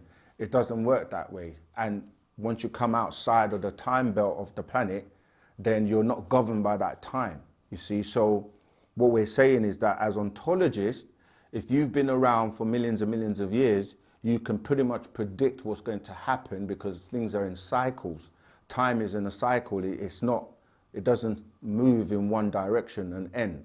This is why the religious concept of Alpha and Omega doesn't make sense, because there can't be a beginning and an end because it's a cycle. So we've been around for millennia and we've been here for trillions of years. So we can pretty much tell you what's going to happen by way of what we call natural nature or fate. And one of those rules, for example, here is like gravity. In this three-dimensional world, there are rules that govern this three-dimensional world. And if you throw something up, it's going to fall down, right? So when you move on to the other realms, you have rules that are different to these ones here because you're not governed by time. So what I'm basically saying is what people are calling karma are things that basically happen by way of natural nature. Like when you're dealing with energy, you create a certain amount of energy, it will have an effect on the outcome of other things, you see. I came giving you what you want so you can learn to want what I have to give. Absolutely. This is what people don't take into account, that Pana Babyanun is just giving people what they want in terms of the first half hour when he started to teach from 1970, because people are asking questions based on what they want and not what he has come to give. And most of the time that's a distraction because we don't let him speak and give us what he wants to give. That's why his incarceration, he says, he has now perfected our way and he's given us everything we need. Our language, our culture, our scriptures, the way we should live based on our love and unity, how we should operate. And so people have to just follow that. But, you know, we get caught up with asking questions about religion constantly. And people will say, why do we talk about religion when we have so much outformation? It's because he said, when he was taking us through these schools, a lot of people weren't ready, or he lost a lot of people along the way, and he's just circled right back to pick them back up. Those who are ready will come back, those who left will come back, those who are new are coming. And so people are at different stages. So we have to answer questions on religion because, as I was saying before, many people are still skeptical, they've been lied to, they have trust issues, you know, they've had trauma in their life with, you know, the atrocities that they've been experiencing, and it's going to take them a while to feel love and feel comfortable and to make that decision. But Wu-Sabat is the future, there's nothing else. And all the other parts, other religions, other organizations, other people that are talking truth, well, if they are talking truth, they're going to have to put that truth with the full truth, because there's no point giving you bits of truth with no direction or no culture or nowhere to take you. This is why Wu-Sabat is the one to complete what you already know and what you've learned, because truth is truth, you know. Crazy how, gosh, this is moving so quickly. I'm just gonna, yeah, let me just see. Ajayi Moses, you always showing us love. Appreciate love your donation, thank you. What is the significance of the 24 elders? And in Transformers, when they talked about Metatron's cube, are they talking about the elder called Metatron? That's an excellent question. Well, the first part, as I was saying, if you look at, let's say you're running a massive organization, right? You're going to have the CEO or the director or whatever term you call it. Before that, you might have the founder or the owner. And then you're going to have people in positions that you delegate to do the works, right? And so you form what they will call like a management team. And then those managers will work with, you know, you can have maybe different, you know, different sites in different countries and so forth, right? Branches, etc. So when you're looking at the work we have to do as these elders, as I mentioned before, you're dealing with managing and keeping everything operating in order, right? Order is what runs the, like I said, the solar system, the planets, because planets are put in specific places to be in specific orbits to carry out certain things that all align with not only this particular galaxy, but the other galaxies as well. And so it requires real elders and people that are able to manage. That's why I said the guardians of the universe. When they show you movies like Men in Black, and you have people that are trying to find extraterrestrials that have broken the immigration laws and have come here and they're here doing all kinds of stuff, that's a real story about some of the ancestors that are the real Men in Black that actually find these disagreeable beings that have escaped and have come here. So to answer your question, what do the 24 elders do? The master teacher, Partner Babyanun, is one of those 24 elders, known as the 19th elder. But the one that is sitting in the current 24th seat to bring about the 24,000 year renewal of our history and the sun cycle is that's why he's here. That's his job. And to do that, he's got to wake people up from their slumber, to giving them right knowledge, right wisdom, right understanding, to be able to use sound right reasoning to make better decisions and to know what to do, to be a part of that community. So that's that part of your 24 elders question. This is why they tell you that they surround the person in the seat or the throne, and they are, those beings have elevated to that seat. Yeah, and I don't know if it's a coincidence with the Metatron, because as you say, he's one, as in, he's one of those 24 elders. We showed that last week. But yeah, that's what they do. And there's a lot of work to do in governing planets and galaxies and universes and multiverses and omniverses. So this is what I'm saying, that you will get to experience those other things if you are able to get to that grade where you can then be assigned a task or to work under these 24 elders to do many things. So even like the Nibiru story, where you have, you had many beings on Nibiru, because Nibiru is as big as this planet, the craft. And you can imagine just to man that craft alone, and there are other crafts. So yeah, I hope that's answered your question. Lego King is cool. You're definitely very cool with your donation. Thank you so much. Please tell us about the master teacher. Why was he wrongfully in prison? Can you do an interview with him in prison? Please give me a rundown about Wu-Sabat. Help me understand. I have so many questions. Yeah, that sounds like a whole class on its own.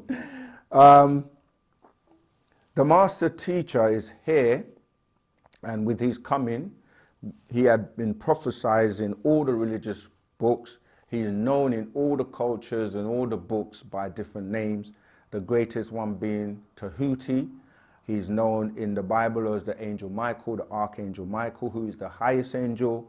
He's known in the Quran as Al-Khidir, who's the green one. He's known as, many titles. And because he's a reincarnation that comes from time to time to renew our history, our story, to bringing about a shift, a dimensional shift, to bringing about what we call the new cycle of the sun cycle of the next 24,000 years. And so one of his main jobs is to dispel of the spell of Leviathan, also known as the spell of Kingu.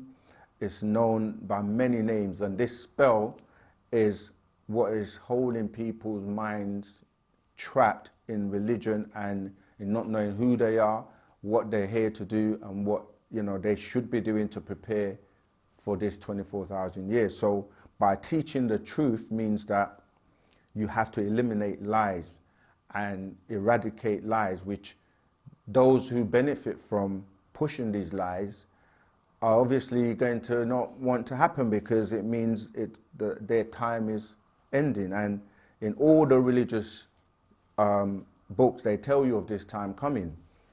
Some of them refer to as the Book of Revelation, which is the end times. prophecy, the book of prophecy that talks about. It's just that they then tell you that it's this person called Jesus that's coming to save you, and then others are waiting for their Jesus, and some are, you know, they don't know who this is, and so he's here, and he's got in prison because by waking up too many people to the truth, the powers that be don't want that to happen, because, as I said, it's their end, because they all teach that when the truth comes, falsehood will perish, and now it's happening. Those that are not telling the truth don't like it, so this is why he has been wrongfully imprisoned. Can we do an interview with him in prison? No, because he is in the, one of the most secure, facilities on the planet, and there are only certain privileges and certain rights that you can have to be able to do that. And if you want to help, I want to know more about the legal case, which has been going on for a long time, you can go to freedryork.com, join our Telegram group so we can share information. And when you say give you a rundown, that's a big story, because he appeared on the scene in the 60s. Well, before that, we can go all the way to his birth. He's a seeded entity and was prepared to receive this being that is known as Yanun, and the master teacher Yanun. He is the master teacher throughout the ages, and he was born to do this work, and from an early age he was being groomed and chosen and being taken up by extraterrestrial beings that showed him and explained where he was from, as in from the planet Risk in the galaxy known as Ilion. And he was told about his mission. You can read all of that in the scroll, The Man from Planet Risk, and the Akasha records that goes into a lot of detail. And I must emphasize that reading is so important, because you get a connection and you can get the full details, about his life, and also there's another book called The Guidance, the actual fact called The Guidance, that goes into that. And if I may just show you in this Akasha records that I was talking about, the Akasha records shows you, his lineage, his mother and his father, Mary Abba Okran, Mary C. York, that's his mother, and you have Sayyid Al-Hadi Abdul Rahman Al-Hadi Muhammad. So, lots of information, detailed information about who he is on the physical side. But as we all have, our soul and our spiritual being, the being that we're saying that is in control of his pen, he's the being we speak about as Yanun. So the physical body is Malachi York, and this is something people get confused with a lot of the times. But he's an avatar, a being that, not someone that is possessed, as some people like to say, but he's somebody that is able to channel, and beings have channeled through him throughout the ages to produce and give you all the information. And as Tahuti being the most knowledgeable being on the planet, writing, many, many, many books in ancient times, he guides his pen as Pandabab Yanun. Okay, Rahubat, student master teacher, I am confused as to where the Terror people are. Oh, before I say that, let me go to Lego King is Cool. Again, thank you so much for your contribution. How can I contact you personally for guidance? First thing, join the Telegram group. I'm in there answering questions and speaking to people all the time. And then if you want to have a one-to-one, we can arrange that. But yeah, join the Telegram group. We keep posting it in the chat. We're posting all the links, where you can get the scrolls, the books, and everything that I'm talking about. Okay, let's keep going.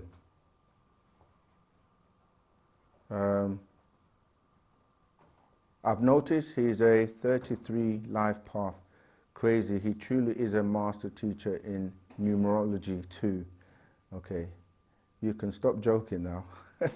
I don't know what the joke was, but yeah, they might be having a conversation in the chat, but it's moving so fast. Let me keep going with the questions. Wow. Bonafide Laurie says nearly 300 watching and 19 likes. Just hit the likes. Okay, yeah. And yeah, please, if you want to help, this is a mission, right? There are such simple things you can do to help, like just liking the videos, sharing the videos, subscribing to the channel. That literally takes you a few moments, because we get people say, we love what you're doing, I like what you're doing. But when we say, please subscribe, because we've got to unlock certain gifts for you when we reach certain targets. And you can help us by subscribing, by liking, by sharing. You know, that's very easy to do. And of course, you can get into our Telegram group, because all of these platforms, these social media, they run on algorithms. And those algorithms are run by AI. And it's not about emotions, it's about how many likes, how many people are viewing, how many people are sharing, how many people are subscribing. So if you all do that, it helps us to continue to push out more and more information. Yeah, so please help us. If you haven't done so already, please like right now, subscribe, share, and hit that notification bell so that you can be alerted to any content that we post, all right? That would be very much appreciated. All right, next. Interested to know about the Abyss Ball and the Seraphim, and could you please confirm the Pleiadian star system aligns with Taurus Mountain, which also aligns to the Seraphim? Yeah, but it's kind of the other way around, because this, the Seraphim are the, yeah, you're right, they're the good ones. Yeah, the cherubims are the bad ones, the seraphims are the good ones. So the Pleiades star system, which is really the 6-star system, and that's in, I don't have the scroll. But anyway, yeah, that deals with these Pleiadians and the Draconians. And these star systems, right, you have many beings in the star system. It's like having, like here, we have many continents and we have many countries and many different beings all over the place. It's the same. So you have agreeable and disagreeable beings in most of these, star systems. But the Pleiadians, this is where, you know, people like the presidents, I think it was Abraham Lincoln, all of them, they were connected to these Pleiadians as their overlords. And you'll see that the obelisk in Washington actually points to that star system. We have a scroll, I'm trying to think, I think it's, it must be, I think it's 18 plus 1, 18 plus 1 equals 37 genes of the mitochondrial DNA. It might be that one, if not. But anyway, that goes into the details of what you're asking me about. Okay, so, wow, it's coming up to 9 o'clock. We only have about half an hour left, so yeah, if you want to get your question in. Another donation, hit the phone. Yeah, just hit that X. Yeah, I forgot to say hi to all the people on TikTok that's tuning in as well. So we try to get on as many platforms as we can. But Lego King is cool. Another donation. No, mirror. Is it mirror? Yeah. Oh, can't find. Would you say? Oh, there you go. Marami. Yeah. She's also sent in 3 questions before on video. Oh, that's Mara. Okay. Yeah, thank you for your video questions. And yeah, they were great questions. Would you say that everything is cause and effect? Yeah, that's a great question. You see, what it is the English language can throw you off. So a lot of times we have to dissect the words, and this is why we have our own language where there's no confusion. When you say everything, yeah, remember you have to define what things are. So when you're saying things, things are here in this physical realm. This is why in the three-dimensional world, because the vibration is lower and you slow down in density. So yes, here in the physical world, there are rules that govern this three-dimensional world. So when you're dealing with things, no matter how tiny or small they are, as in, you know, the building blocks, they're still things because they're quantifiable. So yes, things here in this three-dimensional world deal with cause and effect. This is why you have to deal with the duality all the time of, you know, things can swing from one to the other. This is why we say you can't just have something start from here and go to there in a linear fashion like cold, because cold can go to a point where it becomes hot, and hot can go to a point where it becomes cold, hence the cycle. And when you say the cycle, you're really saying circle.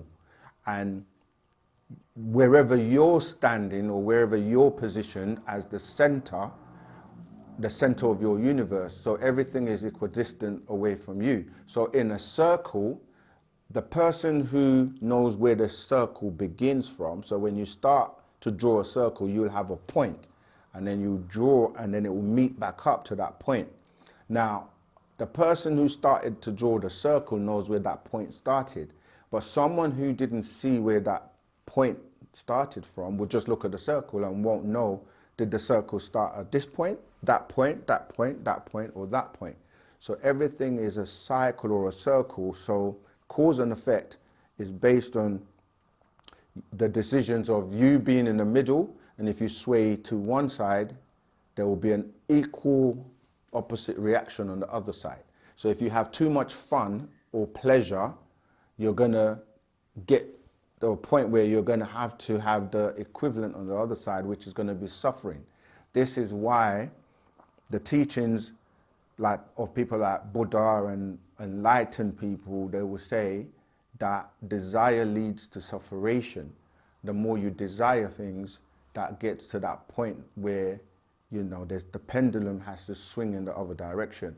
So yes, that cause and effect does happen in the three-dimensional world, but not in other worlds. So in the spiritual realm, for example, you don't have that because the concept of time and up and down and left and right does not exist in that way. And so, yes, in this physical world, in the three-dimensional world, where you have things, it does have a cause and effect. So if you throw something up, it's going to fall down. All right, that's for you, Mara. Thanks for your question. Do you conduct any physical classes anywhere in London? Yes, of course. That's from question Yayo. Yeah, we do. We have physical classes every week in Croydon. You can check it out, nashat.co.uk. Yes, we do. That's a simple answer. And look at the chat, the information is in the chat. Thoughts on Billy Carson. I've heard of the Akashic records many times. What exactly are they? Where can I learn more?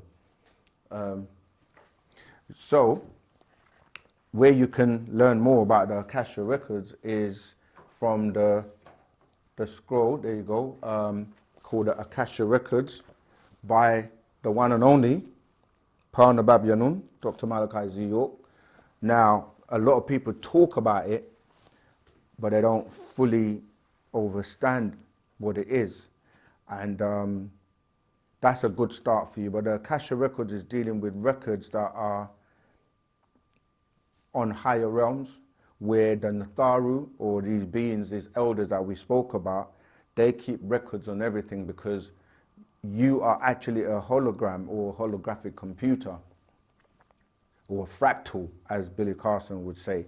And you record everything because you're your senses record everything, because the 5 senses you're taught about are literally one, which deals with touch, perception or awareness. So your eyes record everything you see, your tongue will record everything that it touches or tastes, your ears record everything by way of the sound waves, and ultimately your touch records everything you touch in these records known as the me stones that are kept on the higher realms by way of your matrix. You have a matrix which records everything. So you can't really run from yourself or hide from yourself. And so, you know, when people teach in religion that, especially in Islam, that you have 2 angels on either side that are keeping records, they're really talking about these beings that have been assigned to you that store and manage your matrix. So Bill Carson talks about the akashic records, and these records are stored in, for lack of a better word, known as a spiritual realm with these libraries, which you tap into them by way of your mind to the mental reservoir where these records are recorded. So that's that great abode where all records of everyone and everything is kept. And when you're crossing over, these records, which are really where this judgment thing comes from, where they can look and read your records. Remember, you're dealing with extraterrestrials of high intelligence with highly evolved technology. And now on the planet, this is starting to happen where, you know, you have quantum computers now. You have computers that can record everything from your birth all the way to when you cross over. That's how much information now we're able to store. So that's what the akashic records are dealing with. But obviously there's more to it than that. And people that are listening to other people like Bill Carson and others, they should really question them and ask them, you know, more detail about what they teach. Yeah, so I've answered that. Where can I learn about them? What are they?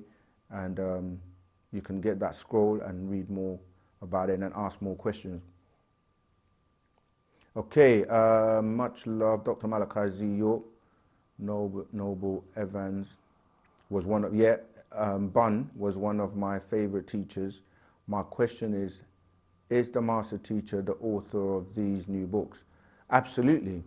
That's another question that, I want to answer properly, because people say, because of his incarceration, some people claim it's not him.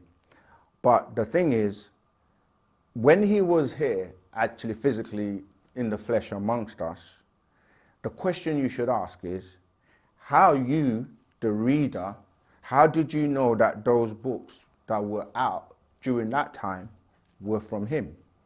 Because you were not there to physically see him actually write or put it together. And so you have to ask yourself, how do you know they were by him, right? And that's actually a simple answer, because you connected with it. You understood by reading the books, his tone, right? The vibration that resonated with your soul, and the information that was being put out, which no one else was able to put out. And so when I say tone, I'm dealing with a vibration. So if I was on the other side of the planet and you called me on my phone, on my mobile phone, that's a connection between me and you by way of tones, because you will be able to recognize my voice, because everyone is unique, because everyone has fingerprints that are unique, everyone has a unique tone. So if you can recognize my voice and can feel my tone, and you could do that with the scrolls that he wrote, when you read these new scrolls, which are even more powerful, you can feel the vibration and the tone and the energy in the scrolls. You will know for yourself how you knew when you first read your first scroll, or how you felt, how you had DNA explosions when you read that scroll. But there's even more information to that, because he actually has recordings when he was asked, when he was in the Isle of Patmos and certain other, information that he has written whilst he's been, incarcerated, where he has answered the question himself.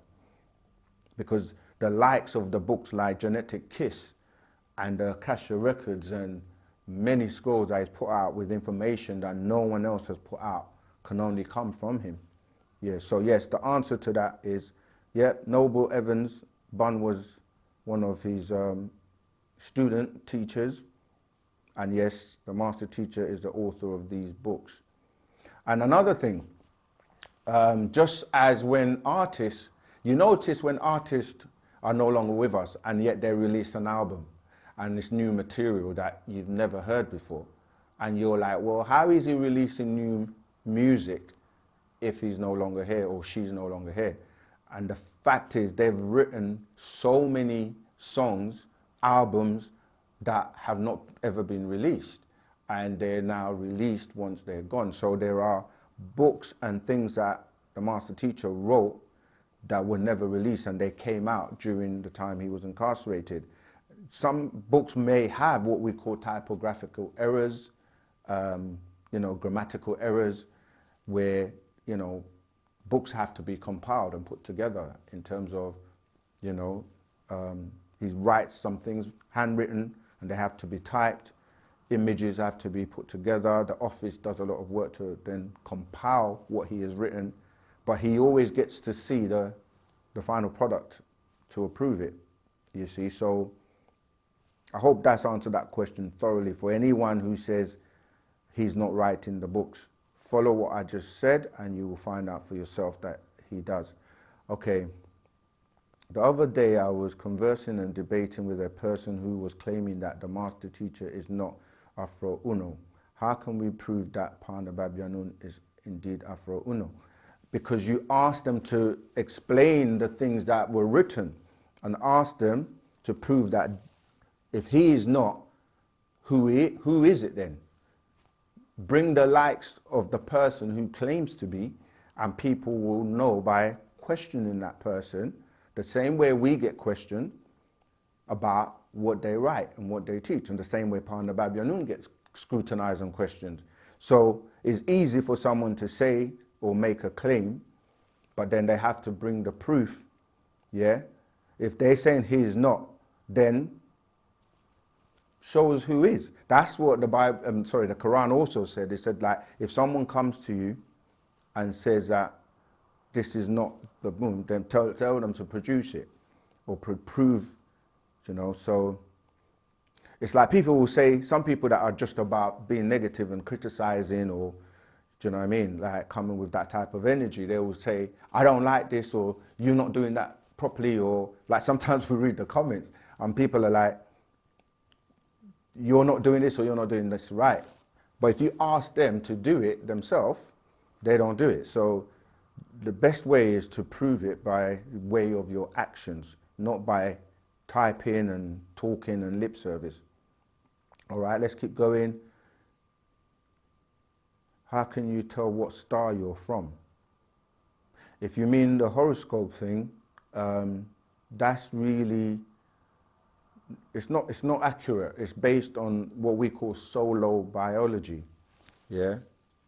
Not lunar astrology. Solar biology deals with the energies that were at the time that you were conceived, but that goes into a whole different thing. But yeah, it's based on your mother, your father, and the personalities that make you up, and what they call the timestamp, or the zero time reference of all those people that make you up, and your zero time reference. Okay, is it possible, we've got 20 minutes left, so coming to the end, is it possible to exit the reality of gangs talking and technology, dream torture, and would you say it is an interdimensional issue? Oh, gang stalking. I thought, yeah, the way it looks like gang stalking. Yeah, you do that by you changing your vibration and your frequency and your mindset to the point where they cannot penetrate your field. You have to build a psychic self-defense and just absorb yourself in Wu-Sabat, which will help you to communicate with your ancestors who will protect you, because everyone has agreeable and disagreeable, and you can use your, what you would term disagreeable, to defend yourself against these negative forces. And that's why you have to be practicing Wu-Sabat. That's for all of us, all right? Rahubat, student, master teacher, I am confused as to where the Tero people are. Are they not supposed to keep the Dero in line? Why do the Tero now live on Kingu, Aka the moon, instead of Nirvana? Right, you see, sometimes if you're asking a question, please ask a question, but if you're making a statement, then we have to look for the question in your statement. And sometimes the statement is incorrect. So when you say, where are the Tero? A lot of the beings that live, because people always say, mainly flat earth people, they talk about the Antarctic and the ice wall and things like that. And the master teacher has taught us by way of, where is that scroll? Shambhala and Agata. Wow, that was very quick. Yeah, by way of this scroll, Shambhala and Agata, which I mentioned in that Yakub's video, the big head scientist, it tells you about the caverns and the inner subterranean world, where many entrances that led to the inner world, right, they got blocked because people were disappearing and people were falling into them and never coming back, or just going into the caverns by accident. Now, people, if you read that scroll, it shows you that diagram, and watch the video on Yakub, the big-headed scientist. It explains that, like, entrances into the caverns and then into the subterranean world known as Shambhala were, like, some of them were under the pyramids in Egypt, some are in South America, in certain places, and they've been blocked, or some of them past the Antarctic, and they've been blocked, and now people can't go through or go to those areas anymore because beings are still living there. A lot of them have also left the planet. So yeah, they're still there, and some have left, and they've had offspring on the planet. What was the other part of the question? You said something about them on the moon. No, it's not them on the moon, it's the greys that are inhabiting the moon now. And yeah, because you said they now live on Kingu, the moon. There are different moons. The Kingu moon that you're talking about is separate from the moon that is orbiting our planet. Yeah? And the Nirvana, that ties into those Hindu beings, as you were saying. But I'm just trying to remember your question. Are they not supposed to keep the Dero? Yeah, that whole story of the Deros, that was really the Donakil that was supposed to keep the Deros in check, because the Dero and the Teros were at war, constantly in conflict, shall I say. So the Donakil were supposed to keep them in check. And yeah, so what happened is they tried to make peace with the Tero to stop the conflict between the Tero and the Dero. And this is why that whole story I broke down on that Yakub video, they basically married into the Teros to try and, you know, stop the conflict. And then that ended up between the Donakil and the Teros, they ended up producing Yakub, you know, from that union to make peace. Okay, cool, let's move on. We have 15 minutes left. Oh, thanks, Mara Mir. I hope I'm pronouncing your name correctly. You just said, thank you so much for answering that. Okay, cool. Is that a regular schedule for asking questions? Yeah, we have the opportunity for you to ask questions constantly. So we have live classes twice a week. The live YouTube today, every Tuesday, the Saturday where you can join in on Zoom and on Clubhouse as well as physically live. And then we have the Telegram group where you can post your questions and they get answered throughout every day. So we're very accessible. Like we say, we are the only people I know who say, ask us anything. And we've been doing that for over 50 years in the different locations, different, temple stores, classes all around the world. Okay. Very, very interesting. Thank you. Can we tap,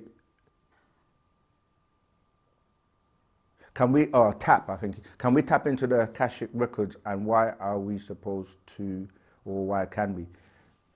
Yeah, listen, okay, let me explain it in a simple way. So, in your physical form, you still have within you what we call your solar plexus, which can be activated to become more of the green light or the amber light. The green light is agreeable, right? This is the part of you where you connect with the other energy source all the way through your etheric parents to these higher realms. And that is the part of you that you want to develop. That's that little light of yours that you need to make shine by way of tapping into Wu-Sabat and doing the agreeable things. The disagreeable part of you is the genetics that we've received by way of our mixture with these reptilian beings. So we have that reptilian brain and that reptilian nature within us. Because I saw somebody else says, I like to eat meat, I love eating meat. Well, if you want to keep eating meat and that's what you like, you can do that. We're not here to force anybody to do anything they don't want to do. But once you activate that higher consciousness of yourself, you want to do the right things and do the things that are best for your being, your physical being, your spiritual being, your mental being, and your etheric being. So in terms of you tapping into that Akasha records, you can, because that's where you as a client is attached to that network. Like, computers or devices, like these devices, we're connected to a network. Even though there are no wires, you have a provider that you're connected to, which is a bigger network. So you can tap into that even now because you're connected to it. The reality is that because you've fallen down in terms of your vibration into this physical realm, into this physical world, or you've come back to learn certain things that you didn't learn in your previous incarnation, you're now able to fix and elevate, and then you will get rid of this. When you make that light become, the driving force within you, as opposed to the amber light, the reptilian nature, the disagreeable nature, which the beings that control this world make suggestions constantly to you to bring that side of you to surface, where you don't want to know the truth, you don't want to research, you don't want to do the right things, you want to do all the things that are appealing but are bad for you, like not looking after your health, not working by way of being a more intelligent being, but you just follow, you just, eat bad food, you do bad, recreation, you go to the things that are not, you're drawn towards the attractions that are not for your best development, okay? So you do have access to those records and you have to develop to be able to access them fully. Okay, serious question. So this is from Lego King, it's called Serious Question. But what's Wu-Sabat's take on semen retention, spirituality and physically? What can you tell me about the benefits? All right, again, I think there's a video on YouTube called Gateways and Guardians and the Gateways. If you're in the group, we've posted the link in the group, but that goes into this in great detail, because when you're saying semen retention, that is spiritual power and spiritual energy, because remember, that's what you use for procreation. And the power to bring about beings, all right? So you need to not use it frivolously or waste it, because it is energy. And it all depends on you at the moment and what you're trying to achieve. You can channel that energy to become mental energy. But we're not saying that you shouldn't have relationships with your mate, with your partner, with somebody that you have a meaningful relationship with if you're already in a relationship. If you're not, then yes, it's worth retaining that energy for spiritual development. But it's also, you have to look at it from a health point of view as well, that there has to be balance with everything. So, you know, at some point that needs to be released if it's not being channeled properly. So yeah, we're not like monks and nuns where they try to do something where they find difficult to do because, you know, those desires, those urges come, and then, you know, they end up doing things that, like, for example, they say they're pious and all holy and they don't have a woman, but then when they have those urges, then they will maybe like sleep with the nuns, or with, you know about, like, it was in the news about, you know, like child abuse and things like that that go on with, it was a big thing in the news recently with, in the Catholic Church and so on. So what we're basically saying is we deal with balance in Wu-Sabat, and yeah, there are benefits to semen retention, but it's not to be taken to the extreme, to the point where it can actually cause you health issues. All right. And we have books that obviously deal with, you know, health aspects of Wu-Sabat that you can study. We're coming to the last 7 minutes, so I'm just going to scroll through to see if there are any questions I've missed. I like to come to your podcast and have questions and answers. Okay, we see your details at Love, Juice, Taste, Peace. We can get that set up. I want to join. I want to start my journey. What do you suggest I begin with? Join the Telegram group. Speak to us. We'll give you all the information to come in. Okay, we've got your information to contact you regarding that arrangement to come in and do a one-to-one. What do the negative forces want? They want your energy. They utilize your energy because they feed off of your energy.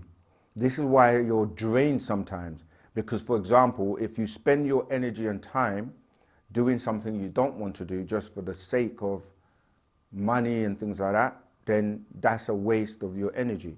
If you're doing disagreeable things that create negative energy, that's a waste of your energy that they feed off of.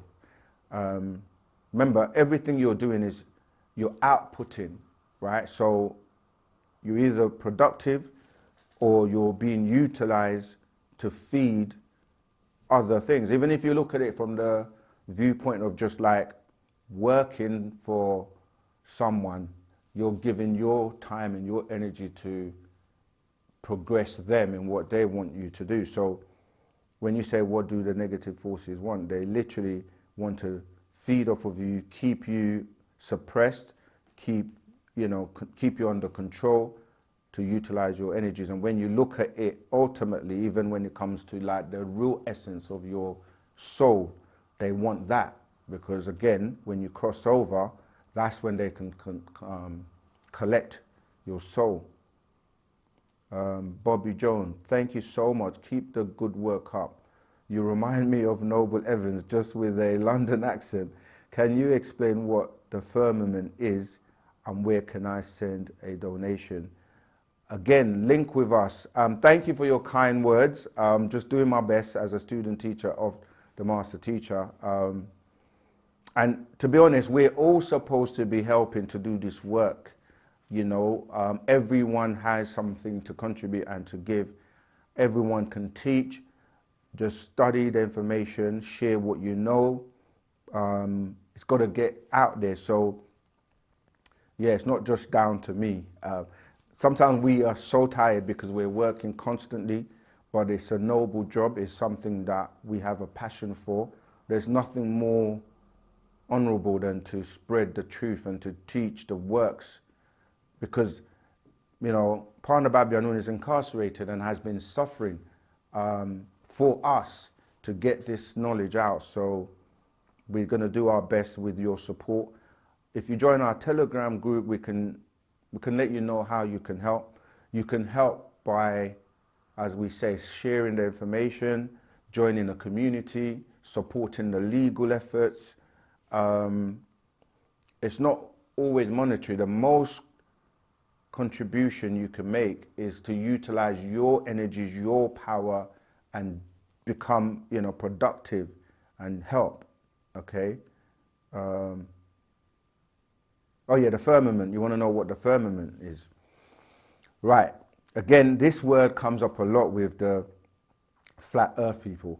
And again, you know, we know that people get caught up in different groups and different teachings, and you have to graduate. So we're not trying to say, you know, we're not putting down anyone who is on their journey and they've got to graduate and learn things to get to Wu-Sabat. But that whole firmament is coming from, when you read the Bible, it's talking about how this planet was created, and there are different layers or spheres, right? Different atmospheres and spheres, you know, that are above or around the planet, that people are calling, this is what they're talking to when we're talking about when they say the firmament. Because when you're going up, you know, as I said, flat earth, to me, this is flat. When something is flat, you don't have like the mountains and different structures that make the part you're calling earth flat. The earth is not flat if you're looking at what you're calling earth, because you have mountains and so forth. And then you have what you call seas, or the waters, which some of it covers some of the land, or what you're calling earth, because when you go underwater, you still find parts you call in earth. Then you have the atmosphere, which is the oxygen that we breathe. And then you have different spheres, you know, the stratosphere and the other ones, I can't remember all their names, but those are what people are referring to. So when you're going up, you're going to look at clouds. We can break down how clouds are formed. But when you go above the clouds, because if you are inside an aeroplane, you will go above the clouds. And when you're looking up, it looks different to what it really is when you go up there. So they say you have a dome, and these domes are these spheres because they are different atmospheres. And, you know, before they had the technology where they could launch a rocket that can break through these spheres, they weren't able to do that, right? So, but now they do have the technology to do that. So this dome or spheres, you talk about the rainbow, because the rainbow gives you a dome. So I'm still trying to figure out, what are you calling flat? Because a dome is not flat. The earth is not flat. Obviously the water has different levels. So yeah, that's what we're talking about when you're talking about the firmament. You're talking about the clouds and the different layers of atmosphere or spheres above the planet, until you break those and come out into what people call space. And the reason I personally don't buy the flat earth is because we have a master teacher that comes from a planet outside of the planet called Risk. And he has been teaching us about this planet. So, you know, how can we say there's nothing outside of this planet or this dome, but yet we have, you know, constellations that are outside? The master teacher comes from somewhere else. He's teaching us about these other places. So I can't subscribe to the flat earth, but that's what the firmament is. One of these days, I think I'm going to do a video just on that, because this question keeps coming up a lot. Let me see if there's any anything else? All right, thank you. Can you just let them know about the Yakub video? Yeah, so the Yakub's video, you know, because when you speak different languages, your words get twisted when you're speaking English sometimes, like you pronounce things wrong. But the Yakub video is live, is amazing, the amount of views, and we want to obviously promote it, share it, like it, and obviously subscribe. And yeah, I think it's only been out for like less than 24 hours. And would you, okay, 27,000 views in less than 24 hours. That's amazing. Yeah, so we want to give love to everyone who's supporting us. We've run out of time for today. Okay. Oh man, I'm going to touch on that question quickly, Zion. My name is Zion. Wondering if you can go into the history of Mount Zion, who built it, why, and any other historical significance. Ooh, I don't know if you want me to really, because the word Zion ties into Zuen, which is, even though in the biblical sense, in the religious sense, they say it's a mountain of peace, because they say Zion means peace. But when you go into the etymology and really get to know about Wu-Sabat and the doctrine, you're dealing with Zuen and dealing with, you know, this, even though Zion is meant to be the city of peace, and you go into the movie The Matrix and they use that as well. But it's really, again, tying into this being known as Nana, or this disagreeable being. But religion plays tricks on you because it's having you thinking you're doing the right thing or worshipping the right being or dealing with peace. But there's a twist to it, because it's really talking about, you know, this being known as Nana, who is one of the tones is Zion or Zuen. But we've run out of time today for me to go into that in more details. Join our Telegram group, and we can go into that a little bit more. Unfortunately, some of us do have names that we were given from the, you know, because, you know, our parents may have been into a religion or very spiritual, and they'll give you names from the Bible and, you know, the characters of the Bible. But when you come into Wu-Sabat, or when you start to learn about tones and vibrations, you have to look at, you know, the name that you're using, because those tones tie you to different beings that resonate on that vibration and that frequency. That's why we have to get rid of those religious names that we may have received in, like, Islam, Christianity, etc., and take on a name that is more of a resonant vibration that will help you and not have you tied to those tones. Wow, 21:21, the time when we last looked at the clock. Someone says, Wu-Sabat is not the only organization saying these things. Kemetsu say the same things. Hinduism, yeah, because when you go back to the origins, it will go back to Wu-Sabat. The language, the origin of languages come from Misbatia, known as Sabaic.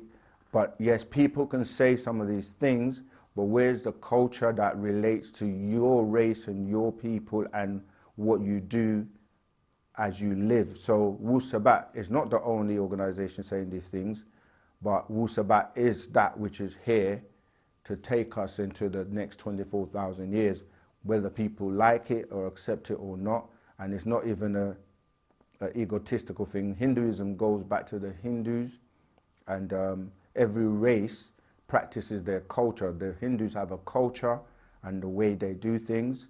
We, as the Negroids or the Africans, we have a culture which is Wu-Sabat, and, you know, other races have their culture. Only those races that vibrate on their frequency, on their language, and do the things that are designed for them will survive.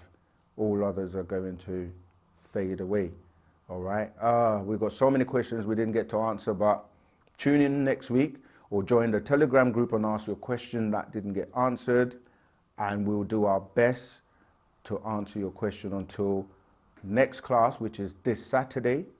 Again, we post all the information on the Telegram group. We keep pushing the Telegram group because we have a central place where everyone can interact with us and have their questions answered, be notified of any videos coming up, and any, you know, post, any links to scrolls, etc., etc. I know sometimes it's exciting, but try not to run before you can walk. So listen twice as much as you talk. Use your eyes twice as much as you talk, because you only have one mouth. You have 2 ears, 2 eyes. All right? Until next time, we want to say Tawukum, wu-wadu. Tawukum means thank you all. Wu is and, wadu is by. Until the next time, Ashuk, Ashuk, Ashuk, divine love. Wadu.